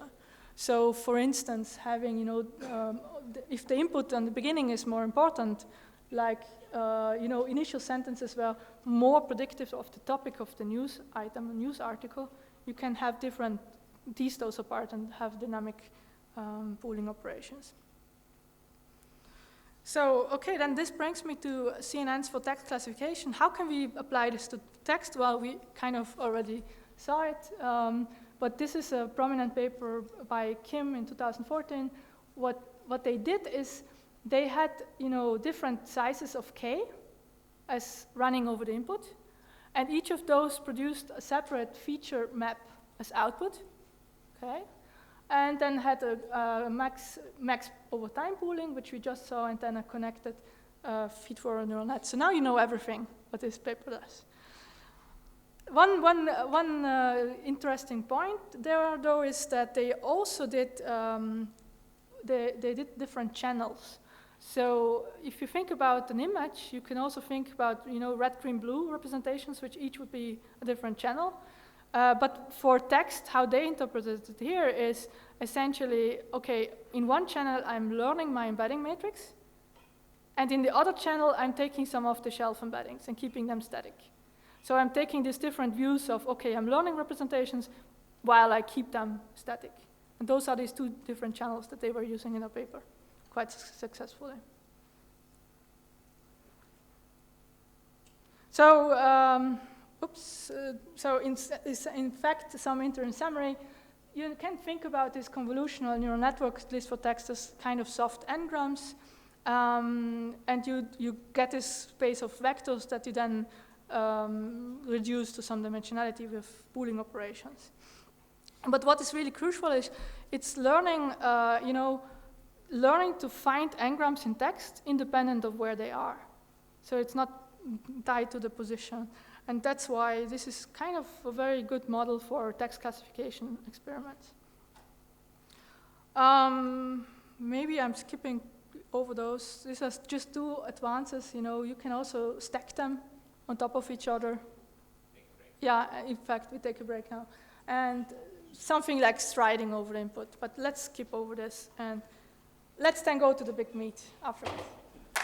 If you look at like the Schmidt-Hoover's page, you can see, for instance, that they are kind of getting popular and used by all sorts of companies, etc. Especially this particular variant that he was one of the main founders of.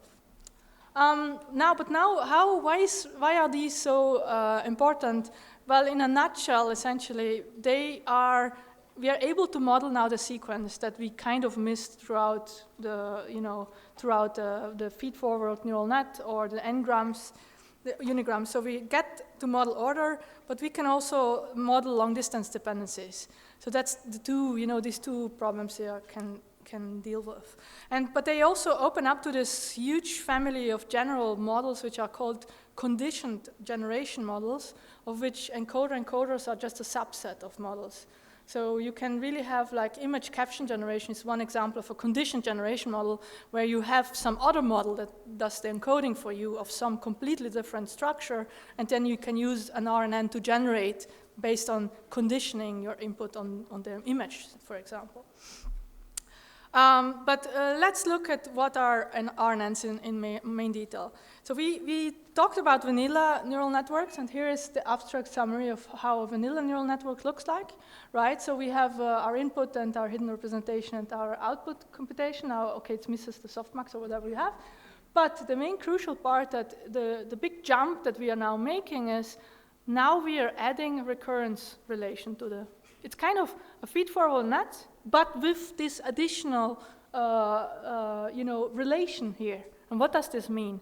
So essentially, we are no longer just, input to output, moving it forward, input to output, but we have this weight matrix that we are sharing over time, over the steps when you are applying the RNN. So we get to do this into more detail, but I just want to show you here that there is this additional, recurrence relation which models the previous hidden state as well. takes that into consideration, okay? And you can see this as kind of extending a feed-forward neural net with some sort of memory capability, okay? We will get into very much detail here. But this is kind of the idea. And in fact, in relation to CNNs, which go over, the space, RNNs are really sequential models. So they model one time step after another. So if you take now a sequence in, like I love New York, we get our input representations. Now, you can think of this as like, applying an advanced feed-forward neural net, which adds these relations, okay? And so you're running your RNN on the input, you get a representation and predict the output by applying this formula. So at time step, also here actually you have an initial state on which you condition your on. Okay, it's always not only the input, but also the previous time step, the previous representation that gets into the neural net, which we see here, right? So the hidden representation is now the input, right? This is the input function, parameterized by V. And then you have this H, the previous hidden representation, like here H1 and X2 to get to H2, okay? And some of these models have then also an additional context or additional memory representation as well. But here really the crucial fact is that you have this U that you are essentially sharing, right? It's the same U that you are transferring over the sequence. And that's kind of the key idea of the RNN. So you're connecting the states by a parameterized function which computes like a memory state, a hidden representation that encodes the sequence, okay? But before we dig into details here, let's go and do a one step back. So, you can think of this as, let's do a little, abstract example, okay? Suppose now I give you a sequence of 0 and 1s, and I give you the task of counting the number of 1s in the sequence. And you're not allowed to use any off-the-shelf method. How would you go about that? Okay, try to talk to your neighbor for 2 seconds. How would you count the number of 1s in a sequence of 0 and 1s without any, max whatever function? Just plain Python code, say.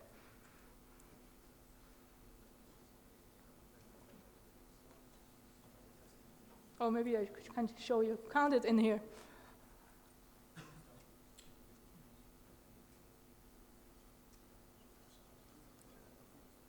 That's weird. Yeah, exactly. I think you got in there, right? Any idea? Any solution? Take the dot product with the one vector. No function. You're not allowed to do. No function.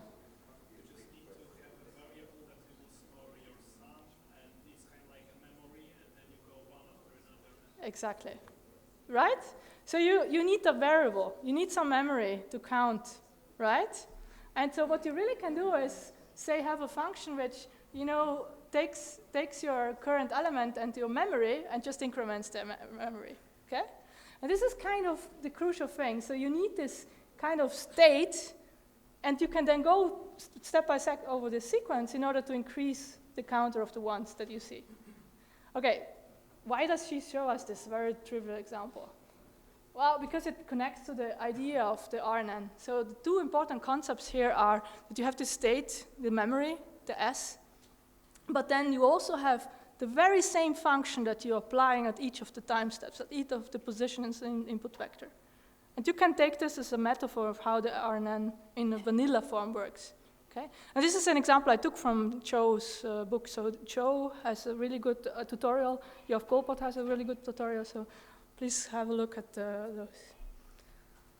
All right. So in fact, what the RNN abstractly does is it takes it works on an input of sequence of vectors, and you have now you have a start state, and what you at each time do is you are essentially having two functions that work over this input sequence.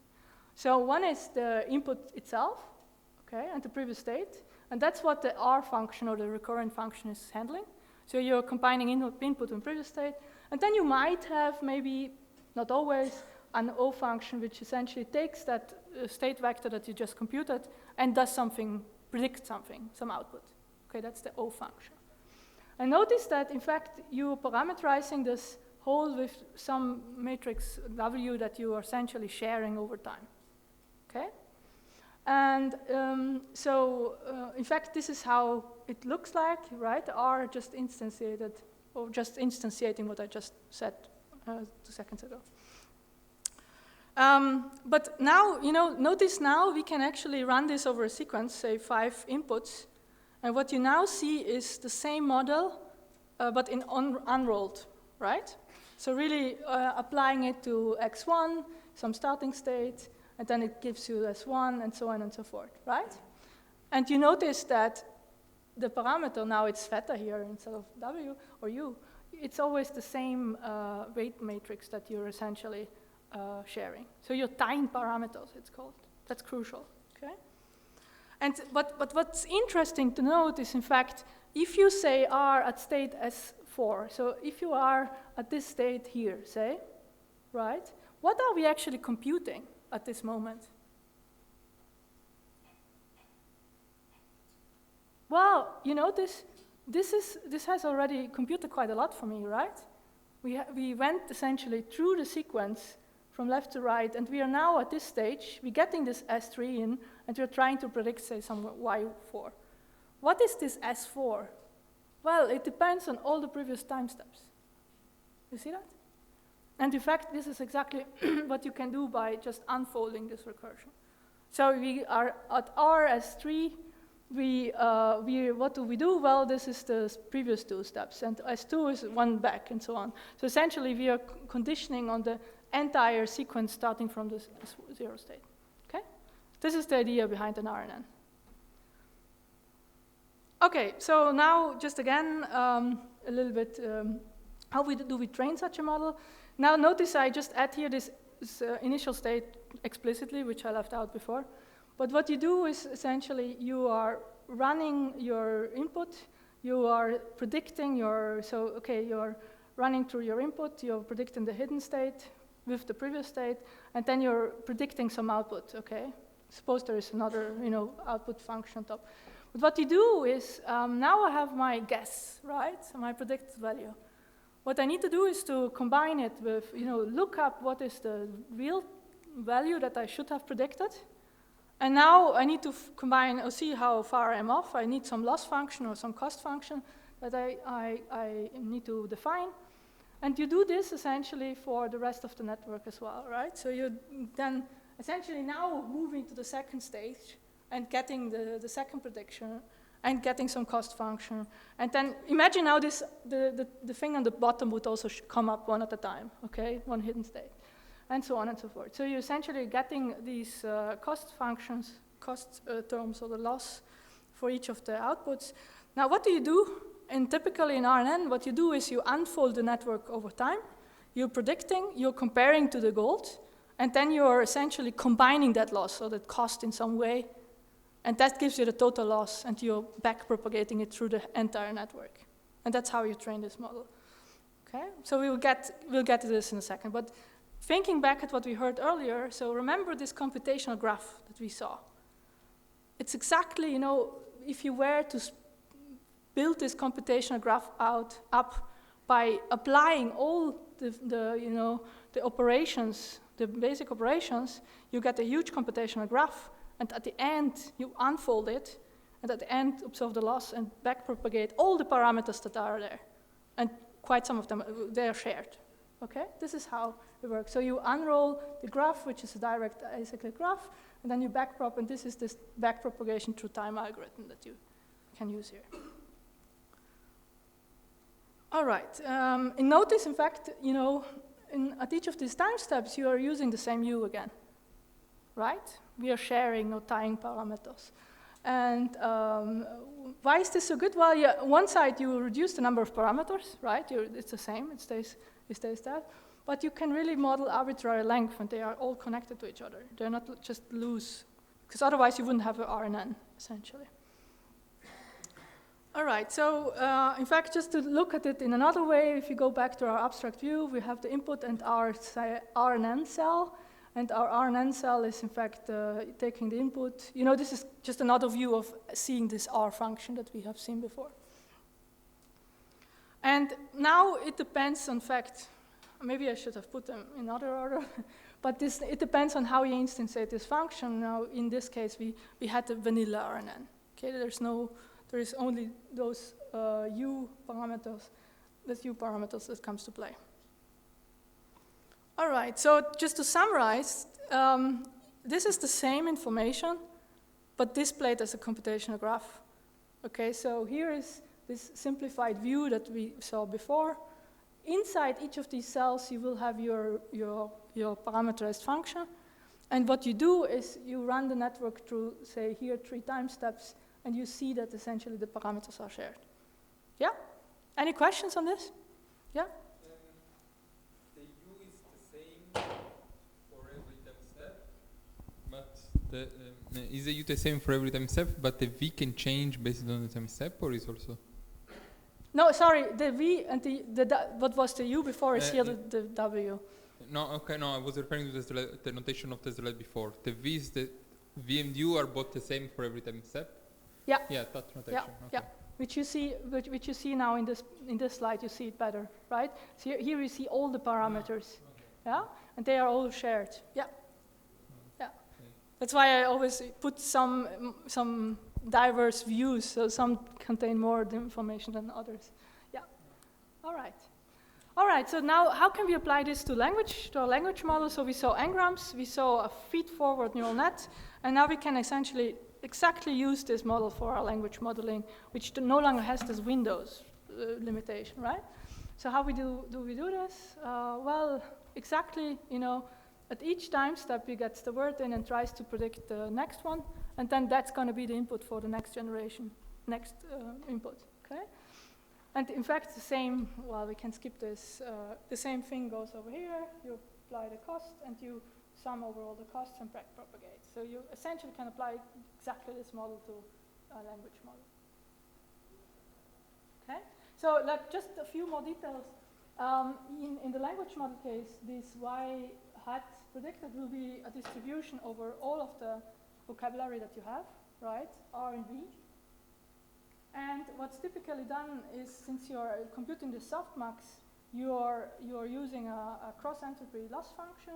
And in this case, cross-entropy loss function, since you are comparing this to one hot vector, it reduces. You can essentially use the negative log probability, and that's the exact loss that you are backpropagating through the network.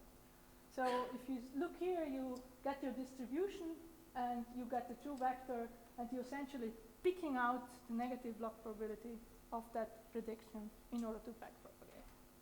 Okay? So what about these issues? Now, can it handle similar words? Well, we solved this already by moving to the feed-forward neural net. What about long-distance dependencies? Essentially, it can model them, right? Essentially, it can model and unfold it onto the laptop.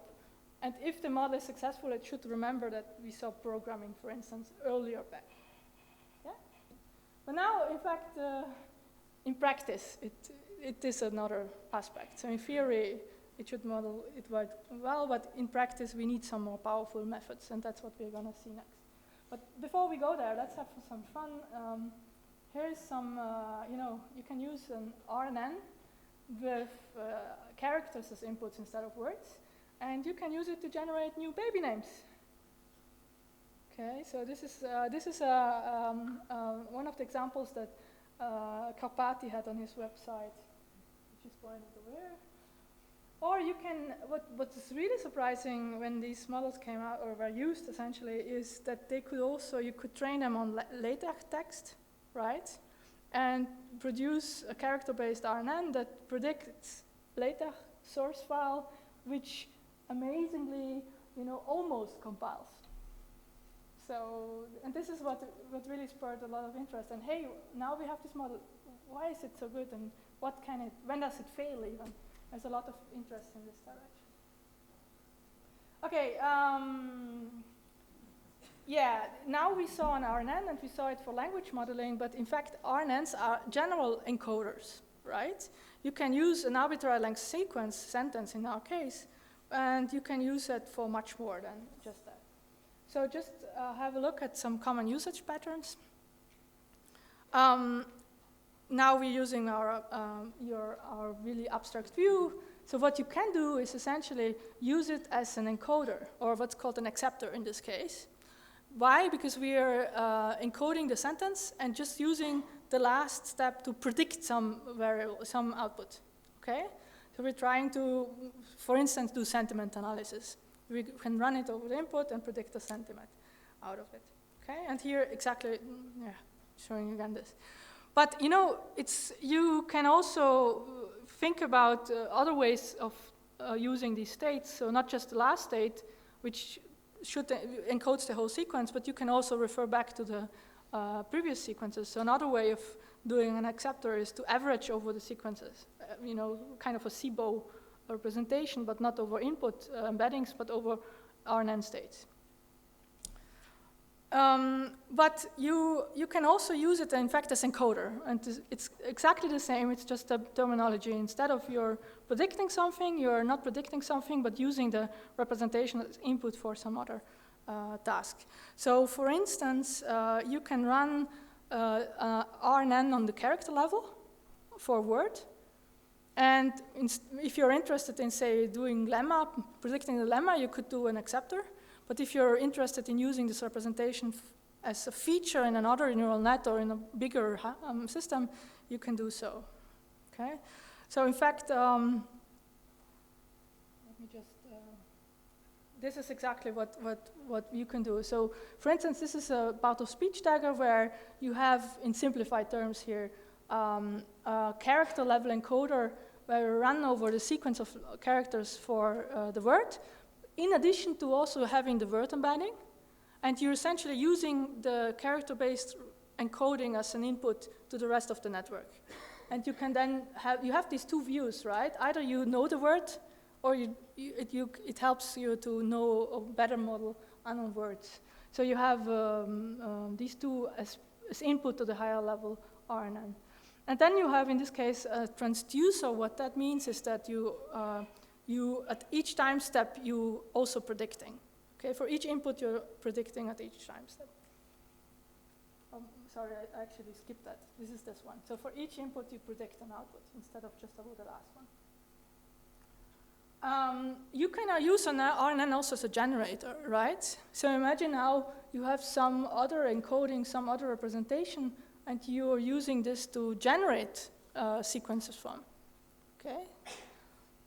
Or, and this brings us to the very well-known encoder-decoder model, you can have an input sequence and encode it with an RNN and then produce an output which is not of the same size. So you're generating a sequence which is of arbitrary other size, so it doesn't need to be 3 and 3 here. Right? Okay, but what else can we do? You know, what about better, deeper models? Now we saw only, you know, an RNN that goes in one direction, for instance. Can we do better? And why would you want to do better? For instance, look at this sentence.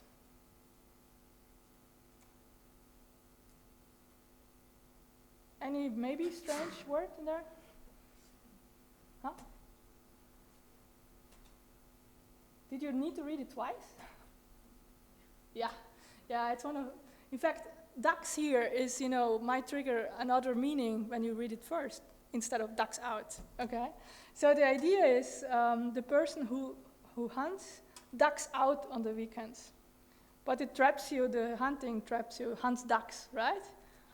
So how can we go about trying to model this in a better way? Well, you know, we can also run the sequence in the other direction. And then when we are about to interpret hunts here, we have read the beginning of the sequence, but we also have read the end from the end of the sequence, and we can base our prediction on both views. And that hopefully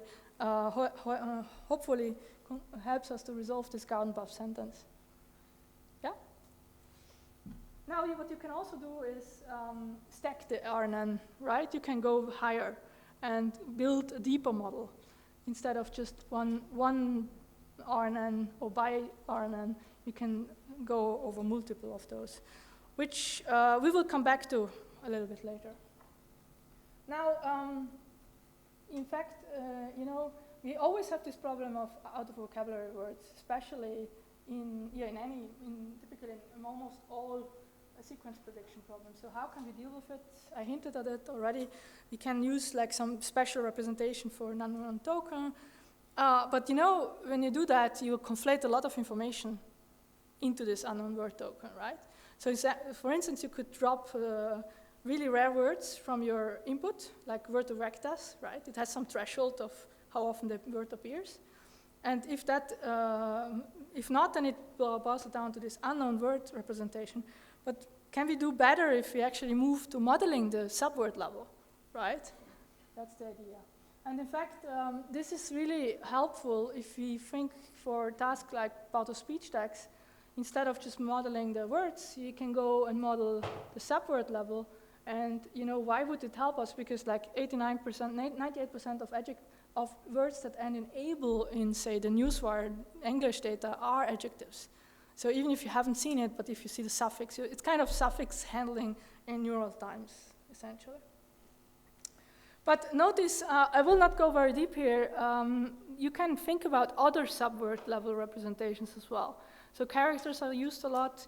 There is also some work on using bytes for some languages, you know, have different bytes to represent different characters. But there is also a method which maybe Ariana is coming back to on Monday, byte pair embeddings, where you essentially try to go to n-grams of characters and try to find, you know, the frequent n-grams first, and then have like, to not have to represent all n-grams, essentially. All right, so I hope you're with me still. Yeah, some questions. Yeah, go ahead. Thank you. About the bidirectional RNNs, could you elaborate a little bit on how the steps are synchronized? So, because you start from left to right and from right to left, and well, at the first after one time step, have you y1 and yn, let's say the result, the first result and the last result, or do you have them all in the end? Like, no. Do you have to make a full pass from left to right and right to left? To yeah. So think about the RNN really as you're now predicting at this time step, right? At this time step t, which says now here, right? This time step, Hans. But if we are in a non-bidirectional RNN, at this moment we would have computed all the inputs until this time step, right? So we have seen from left to right everything up.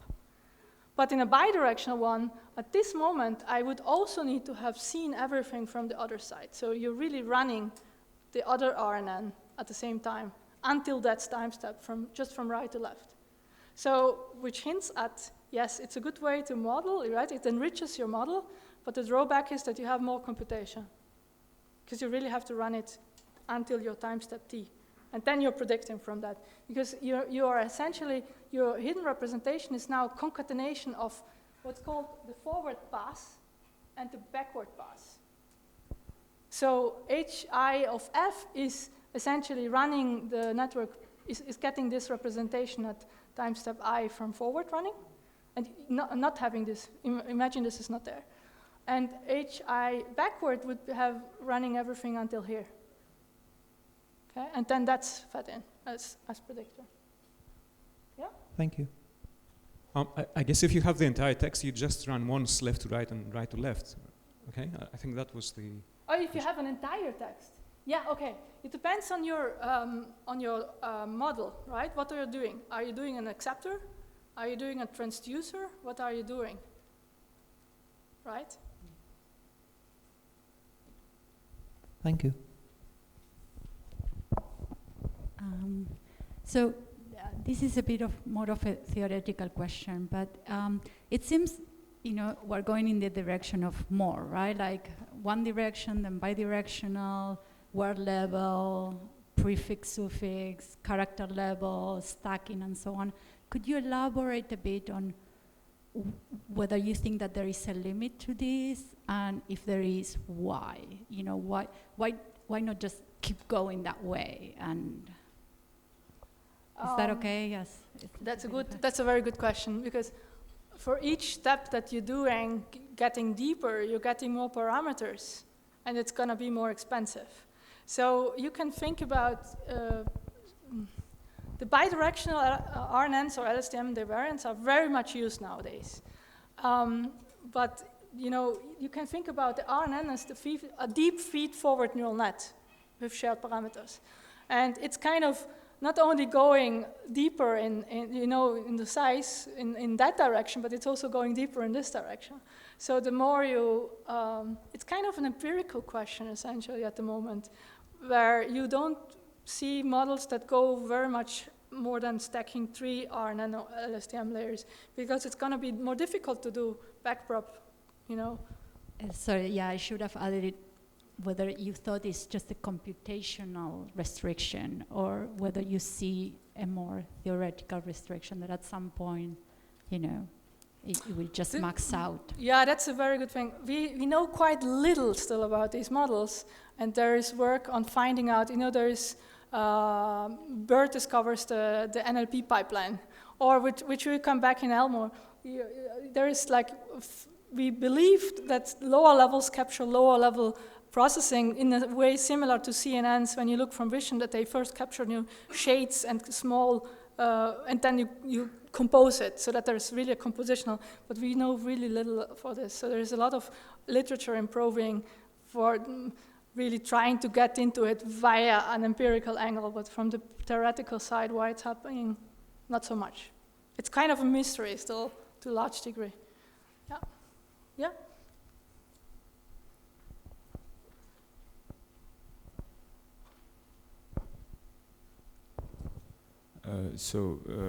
If you could just comment, so this is a question which is connected to the previous question, and also the issue was mentioned in the lectures of previous days. So it's connected to this phenomena of growing models, but in machine learning research, the models are sellable. There's a lot of focus to, you know, in your paper to sell some fancy new model, deeper, with more layers, more blah, blah. But there's also evidence that these are basically empirical questions, what works better. And, you know, it's not clear if where are the gains. Sometimes it's, you just need to do better hyperparameter optimization, or choose maybe different learning method, or something which is not on the level of the model, but people tend to, you know, just sell fancy models. So yeah, it's kind of, yeah. Actually, so these are great questions, because I'm presenting here a very broad toolbox of hacks in a way sometimes, right? Not hacks, but modeling proposals. Where our field has really much lately, since 2015, focused on getting the engineering part right, and kind of a little bit less on what are insights, or what are really limitations of what can we model, what can we not model with those, more in the theoretical aspects. What we are moving back to that a little bit at the moment, I feel. So, you know, when 2 years ago you could have published a paper and saying, I'm doing now this additional engineering thing, you would probably likely see this less in future. But maybe my colleagues here could say, or want to say something more. I just wanted to add that as you go on and add more and more layers, you may also overfit, you know, okay? Unless you have more and more data, which is often the case. Exactly. You know, the beauty of this deep learning stuff is you have so much flexibility, but it comes at a price, right? So we really, often it's really sensitive also to the parameters that you have, and to the data that you have, and the amount of data that you have. So important, really, really, really crucial is also to look at the data and not just apply the models, right? Think about, is there other ways of encoding, or what do you have in your labels? And how difficult is it for a human to do this task? Is it actually a sensible task at all, right? There is lots of, you know, you could easily come up with new tasks which, do they really make sense even? But I'm now a bit pessimistic in this moment. All right. Yeah? I think we need to go further, otherwise we are not getting to grooves and so on. All right. All right, like what we saw now is kind of the vanilla RNN, okay? But we have different flavors here, which we also still need to cover. And I want to go deeper into the GRU model because the LSTM is kind of similar, but more, there's more stuff to it. But I really want you to understand this GRU model well. But what is the problem with these RNNs? Why do we need this extension in the first place? Well, so these are in general called gated RNN architectures. And this is, in fact, they add these gating mechanisms in order to be able to have this, memory states that can essentially, it's not always overwritten. There is some gating mechanism that decides on when to memorize what in really abstract terms.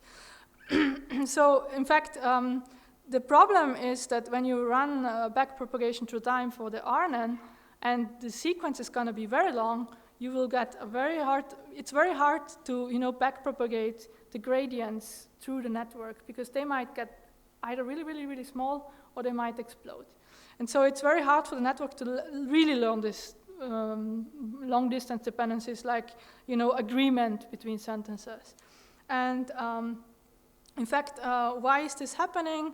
Let me skip over this one, but in fact, when you backpropagate, you need to derive all the gradients for all the time steps, and they might be, if one of them is small, then it propagates back through the network and might get smaller and smaller. So in effect, when you then further go down the line on this in this RNN here, then you might see little, you lose essentially the signal. But the thing is, when you lose the signal, you don't know, is this because you did something wrong in the prediction, or is it because there was no error, right? So you are losing the learning signal here. And so the effect of this vanishing gradient is, for instance, if you do the language modeling task and have this sentence here, then the model is asked, and assume you would do this all in one big sentence, okay? You want to predict the final word here. The model needs to learn that there is this dependency that, so she kept the laptop. But the laptop is a word that appeared in the very beginning of the sequence, so it needs to somehow remember that it was talking about the laptop. But if the gradients are small, then the model won't be able to learn it. And there is literature that shows that, in fact, the plain vanilla RNNs are very good at keeping, recent information, recent things that they have seen. So if you look back, this is essentially how we can look at the RNN unit that we have seen before from another view again. And but what is interesting to note here is that the hidden representation that you get for the RNN is essentially constantly rewritten, right? So it's constantly, gets new updates with the new state. And that's, in fact, the idea behind this gated RNN architecture. So they add this separate memory cell that tries to keep information. Now, notice there is one has a separate one and one doesn't, but the idea is the same. So I will explain it on the basis of the GRU network. So what is the GRU? GRU is a gated recurrent unit and was introduced by Choi in 2014. And the key idea is that you have this dynamic memory, this dynamic C, the memory cell, okay? And what you do is at each time step, so this is again one time step as before, you are, computing a potential update to your memory, but it depends. There is some decision going on, and this decision depends on the gate that is in the model, okay? And so what happens is you're essentially computing like a candidate update for your state, which, it depends on the previous state, right? And it also depends, of course, on the input. So it's an RNN. It depends on the previous state and on the input. But now with a gating function. And what is this gating function doing? You can imagine this as like a function which is like a sigmoid, which says, okay, it's either open or closed, so 0, 1, but not really. It's like a continuous function, okay? And what does it do? It essentially looks at the previous time, the previous the state. It looks at the input, and it computes this, okay, how likely is it that given this new input, I'm actually updating my context vector? Okay?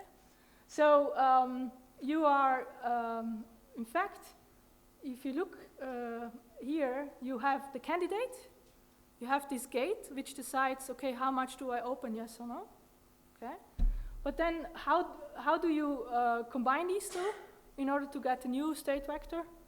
Well, you have this operation here. And what does it do is, it's essentially, okay, this is called update gate, okay? It's essentially, if the gate says, well, please update, it's close to 1, then you will see it will take the new context vector, okay?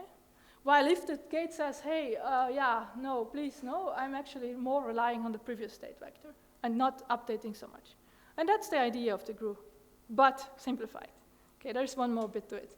Okay, so this is why I call here simplified version. Are you with me? This is the idea, yeah? Why the formula for the candidate is what it is? Oh, because it is the previous state and the input. This is kind of like, the recurrent one before. Like in the RNN, right? You have the input and it's kind of like the RNN state, the R function from before. But now you're deciding on top of that whether you update or not. But there is one more bit to it, because this is exactly like before the RNN, the vanilla RNN, and the GRU is still different in one aspect. Okay, so in fact, if you go to the very details, this is how it really looks like. And now you see that it changes, right? Okay, so what we look, so we've seen this one, right? We look at how much we update. So it controls which part of the previous state gets updated. Okay? But in addition to this, you might actually say, hey, but sometimes I'm also, forgetting or resetting some stuff. Okay? So you have a second gate in the GRU, and this second gate says essentially, it's called the reset gate, and this says, hey, this works on the previous time step and says how much is actually used, how much of the previous time step do we actually use to compute the new recurrence. Okay? So one says how much do I update it, and the other one says how much of the previous state I use to compute the recurrence, new state, and that's why this part is over here. Okay, so essentially you update the previous state by first looking at, okay, how much of the previous state do I actually want to take into consideration when producing the new candidate? And then you say, okay, but now how much do I update this? Okay? So you have update, reset gate, and then in fact these are again combined, right? How much you update. But in the reset gate is going to be used to refer or compute your candidate. Yeah? Are the weights still shared? Yeah. Over the whole one? Yeah. But you get more weights, right? You have more gates here, weights here, right? And you have different weights for the different gates and so on. Yeah? I have one question. Where are you? Yeah. Yeah. Please move back to the formulation of GRU. The previous slide. No. Another one. Yeah. So here, why they use sigmoid function for calculate the U and they use time function to calculate candidates? Why don't they use time function also sigmoid function to calculate the candidates? Can you talk? I didn't hear it. So the difference, please show me the difference between the activation function in two formulations. The first one is a time function, and the second one is a sigmoid. Why they? Yeah. Yeah, you want to. I want to know why they don't use both sigmoid function in this Okay, formula. now I would need to go back to check if this is the tan H. Yeah. It's So- tan H? Yeah. Okay. But this is sigmoid because it's more peaky, right? You want to be closer to... That's the gating part. Okay, so it's more peaky, more trying to push it in towards 0 and 1s essentially, because it's more So, like... so output from time function is between -1 and 1, right? And sigmoid is between 0 and 1. So why they don't use also sigmoid function to calculate the first formulation? Why they don't use sigmoid function in there? Why is it not Yeah. sigmoid? Yep. Yeah, good question. It's generally tan H is better because its values are balanced around 0. So Okay. generally speaking, it's better to use tan H instead of sigmoid. But in that particular case, you want a gate, in effect, acting like a gate on-off, right? So in that case, you want something between 0 and 1. No, I don't think so. So in this case, why they don't use both time function in the formulation?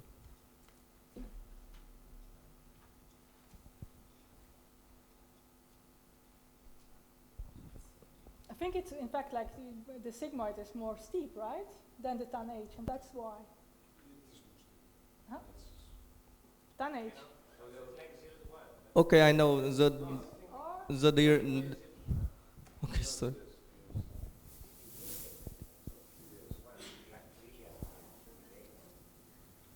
Yeah. Good question, but let's can we go? You would need to look. I want to continue on the same question because it became popular to use ReLU as activation function because in the CNN it helps against the vanishing gradient, at least for the image case.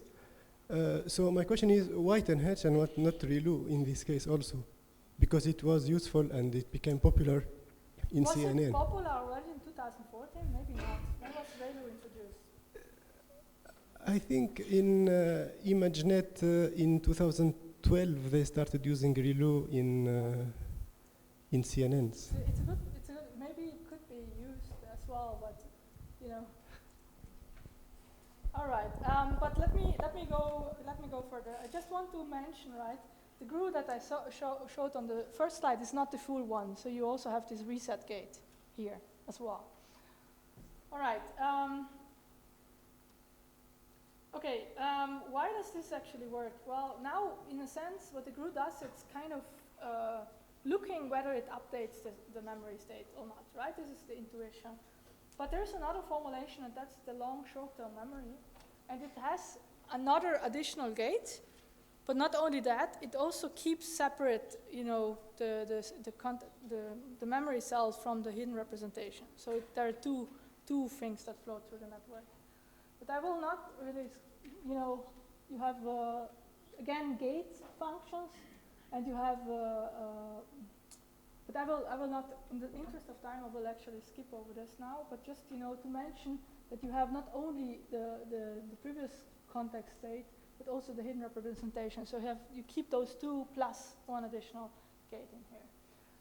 All right, but why use the GRU versus LSTM? Again, it's a lot of empirical considerations, but as you see that the GRU is more, you know, it has fewer parameters. It has one gate less.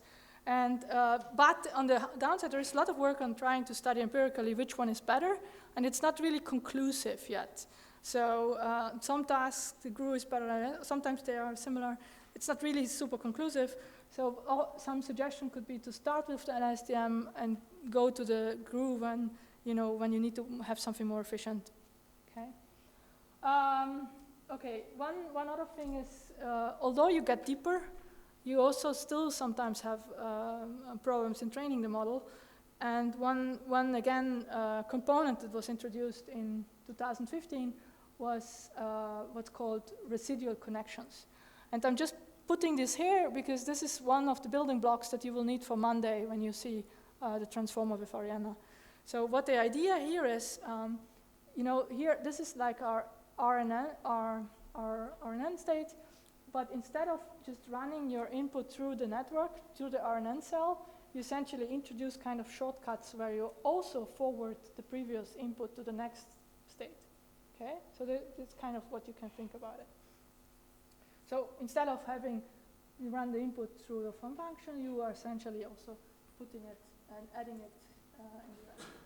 But let's go and look at LSTMs because they are essentially everywhere nowadays. Let's look at a couple of examples where we can find them. Okay. So coming back to the part-of-speech tagger, for instance, we saw that it has an encoder and a transducer, but what is on top essentially? Because we didn't talk so much about decoding yet. And in fact, one way of decoding is just taking you the softmax or a hidden representation and then the softmax. So you're essentially having a feed for a multi-layer perceptron decoder on top. But let me skip this, and it's just saying that, you know, essentially character representations are good, so I'm jumping over this now. But I want to move to this. And for some tasks, you know, this MLP layer is actually not so good because you have dependencies between the labels. And now what we capture is in the model, where are the dependencies in this model now? If you think about, you have seen HMMs yesterday, right? Where are the dependencies in the labels in an HMM?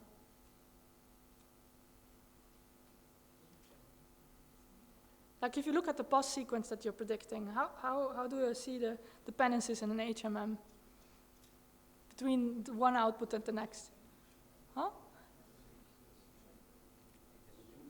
I know, you didn't cover HMMs yesterday? CRFs. Ah, okay.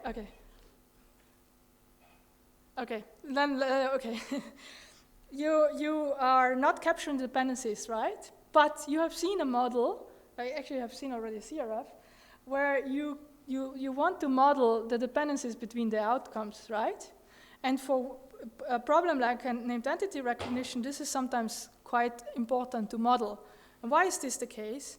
Well, you get this stronger sequential nature of, you know, for instance, if I have Bill Doe, blah, you want to predict that the person continues after a B, right? There's this strong dependency. And in that case, a CRF can actually be used on top of the BLSTM representation, for instance. Okay? And this is a model that is very, very powerful. So you have, you know, these transition functions. So in an HMM, you would have transition probabilities. But here you have a transition function where you have a matrix over the output states, and you are trying to decode this matrix, right? You have seen yesterday. But what you can do now is you're essentially running, so you are scoring all possible Y's for some input by, you know, looking, imagine you would have now all possible labels as like a matrix, right, with all possibilities, and you want to find the best sequence through them. So you can use the LSTM outputs that you get from your model as representations for CRF decoding on top. Okay? And this gives you then these dependencies between the labels and the more powerful model if your data requires a more powerful model. For not all tasks, this is really necessary, and you can do a good job already for greedy decoding. Okay? Yeah, but let's go. Essentially, what you learned yesterday, you can apply on top of LSTMs. Okay? But look now, you know, if you think about this part-of-speech tagging model or modeling for, there is more to it, because if you look at the characters that it used, it just encoded the characters of a word, right? But it encoded them without the context around it. So one really current best part-of-speech tagger out there is this meta LSTM model proposed by Bonnet et al. I think Ryan is on this paper as well. And what the idea here is you are encoding the words, characters of the word, not only by looking at the word itself, but also around surrounding context. So we are going already towards contextualized representations, okay? So you're running this encoding here, and in the end, you're training a model that has character encodings that capture the whole, coming from the whole sentence, and you combine it, and you essentially train this meta LSTM because they train separate models and then combine it on top. Okay? But sorry for going a bit quick now here. You also see, this is something you will see on Monday. You can have machine translation model where you have a very deep LSTM, but you also have residual connection, and there's also attention on top of it. But let's go to one. So far we used word-to-vec embeddings, right, most of the time, or we saw other ways of getting kind of static word embeddings. And what do I mean with static word embeddings? Well, because you essentially have this matrix E, words times dimensions, right? And each word is essentially a word type that you're encoding, right? Do you remember the distinction word type versus word token? Type is like a dictionary, and token is in context, right?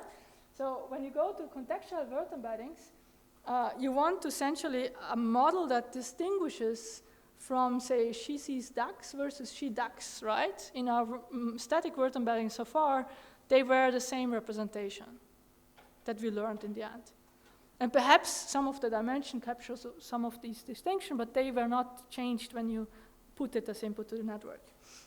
And so one solution to this is, in fact, to move away to this from this called static embeddings to use contextual word embeddings. And what are these, and how do we train them? Language models, again. Okay, so we are getting and using what we learned to get better contextual representations. Are you still with me? All right. So there's two more things to cover. Okay, this one and attention, but I might. This is kind of now you know everything to understand Elmo essentially. Okay. So what does Elmo do? Or language models, embeddings as language models, as it stands for. We have seen RNNs or LSTMs and so on, and the idea is now that you can, run the bidirectional forward state and the bidirectional LSTM on the back, right, to get a representation of the word at this time step. Okay, and the key idea is then that you essentially encode the surrounding context and get a representation of the word which is context dependent. Okay. This is how it looks like. Let me go to the next slide. So essentially, what you want to learn is a representation of ducks, say. And we use it as, we essentially apply a language model in order to get this context-sensitive representation. So what do? Well, we run the forward states, okay? We run the backward states. And now we are running essentially a stacked bi-LSTM. So at each time step now, you are getting actually a character-based representation of the word. You run it through a bi-LSTM, and you run it through several of those bi-LSTMs. Okay? And then at the end, you're trying to essentially learn a language model by running this model over a lot of text. Okay? But now the key thing is, while you learn this language model, when you then apply it, you can use those hidden representation of the LSTM, bidirectional LSTM, as encodings of the word under question. Okay? And so now we get a representation of duck, which, okay, we take the input representation and the first layer and the second layer, and now we get, say, 3 vectors. Now the question is, how do we combine them? Okay? And one model before Elmo, which was not as deep, so it didn't run 3 layers or 2 layers now, it was just using essentially this representation as a context-sensitive representation of the word, right? But now what they did in Elmo is to combine these different layers of encodings, and they found out that it was very helpful to, you could just add them, right? What do? It's the same questions before. How can we combine them? You can add them, but they found that it was very effective to essentially learn also weighting between those layer representations. Yeah? This is Elmo in a nutshell. Of course, there's some more details to it. How, in fact, we just learned, they essentially do learner weighting over the representations. Notice it also uses the input representation itself. But now you have a model that you train as a language model, and this is like a big encoder that you can use for your own task. So how do you do that? Well, you can use this Elmo or ByLM, just run it on your own instance and get a representation for each word, right? And now each of these word embeddings is going to be contextualized, right? Compared to the static embeddings, which you just look up from the E matrix, yeah? And this is the idea. So what they did is in the knuckle paper, best paper, where they essentially used these Elmo representations as additional input to state-of-the-art models. And they benchmarked it on 6 data sets. So here you have range of from NER to question answering to textual similarity. And they trained the state-of-the-art models for each of the tasks. Notice there are different evaluation measures, but they really saw improvements for all of them. So using these contextualized embeddings really boosted performance by a large margin. Notice that is this the first time this has been done? No, there is also, they had a previous paper like TechLM, which it wasn't as deep essentially, and some other tricks. There is also other work which exploited the idea that you can translate text and by that get contextualized representations. So that's this Cove paper. And there is now a lot of follow-up on this work which use more powerful models in order to train language models and use them. But what is interesting and what we talked about a little bit before is, now you're getting deeper, but what does it mean to get deeper? And so one thing they did in this paper is they tested this intuition that syntactic representations are better captured at lower level in the network versus semantics is at a higher level. And what they found, in fact, is that if you look at part-of-speech tagging, which is essentially better captured at the lower level than at the higher level in the network, and the other way around for semantic word sense disambiguation. Which is this is a huge ongoing research direction to explore what are these representations essentially capturing. And notice that Elmo has been trained on a 1 billion word language modeling corpus, but if you want to use this, you can also consider fine-tuning it to your own corpus to get representations which are more, there's this domain shift that you always have when you train a general language model and then apply it to your own task. Okay, which is kind of a general transfer learning setup. So I'm sorry for not going further here, but this is the thing. But so to sum up, Elmo is really like an unsupervised technique because all you need is text. Okay, you're casting it as you're predicting the next word. It gives you a contextual representation. It's a deep model, and it's actually fully character-based. So it uses only character and CNNs to do the input encoding, and it's quite versatile because it was helpful in so many tasks. But you will see, there is a lot of if you look upcoming more recent work. So if you look at NER and this summary, you saw that there was a time where, on this benchmark, there was not so much progress, but then suddenly the TAC-LM, the simpler Elmo version came up and gave a big boost, and then Elmo came up, and then there is more with BERT, etc., which improved the state of the art even further. Okay. All right, are you still here?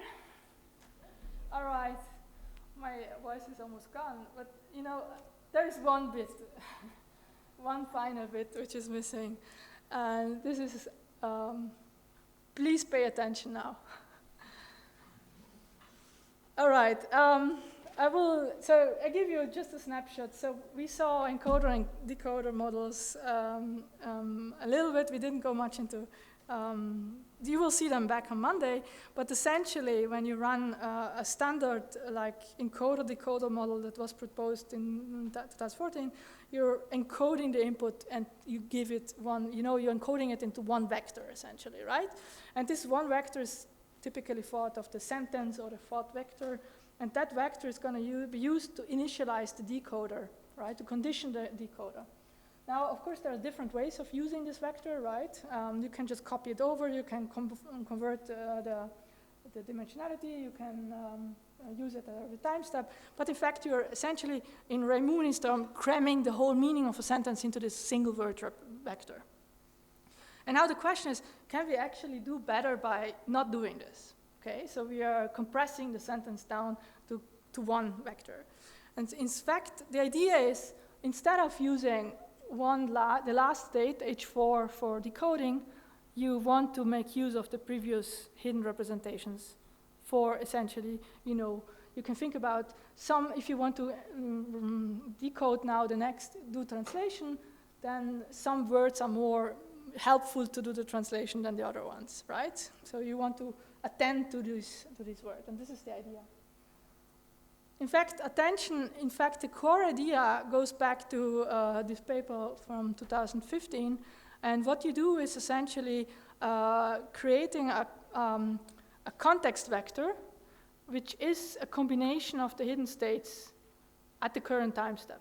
So you're now doing decoding, right? We are kind of predicting whatever we're predicting, say at step SD, and instead of conditioning this decoding on one output, you are looking back at all the hidden states that you had before.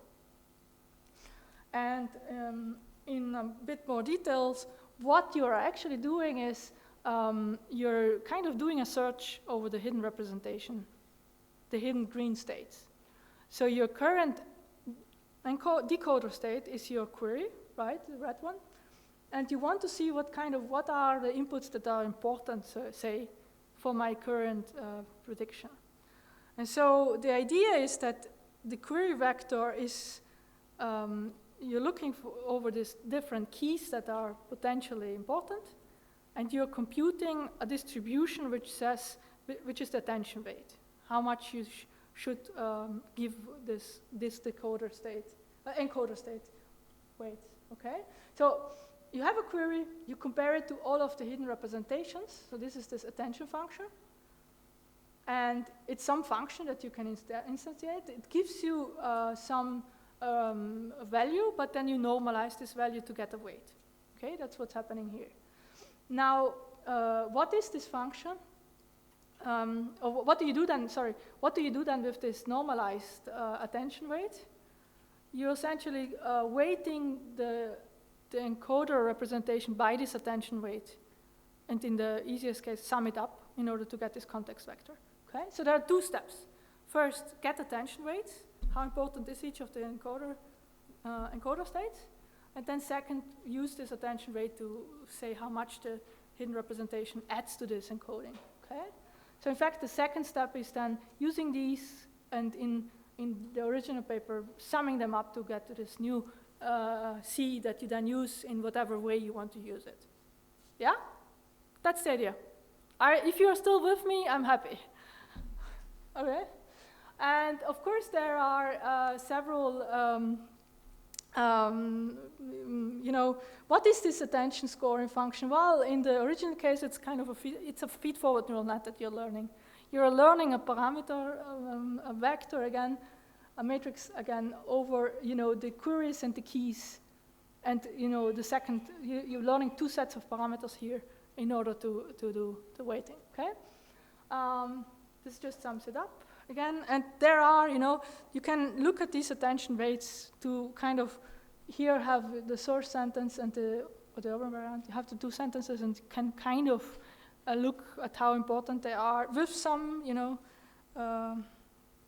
careful. But what the original paper was showing is that if you do, say, translation, then the original RNN was performing worse and worse the longer the sentence got.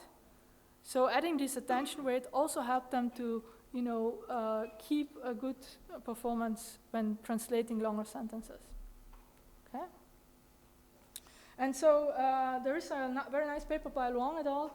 That they looked at various ways of doing attention. So this one that we just saw is called the additive attention.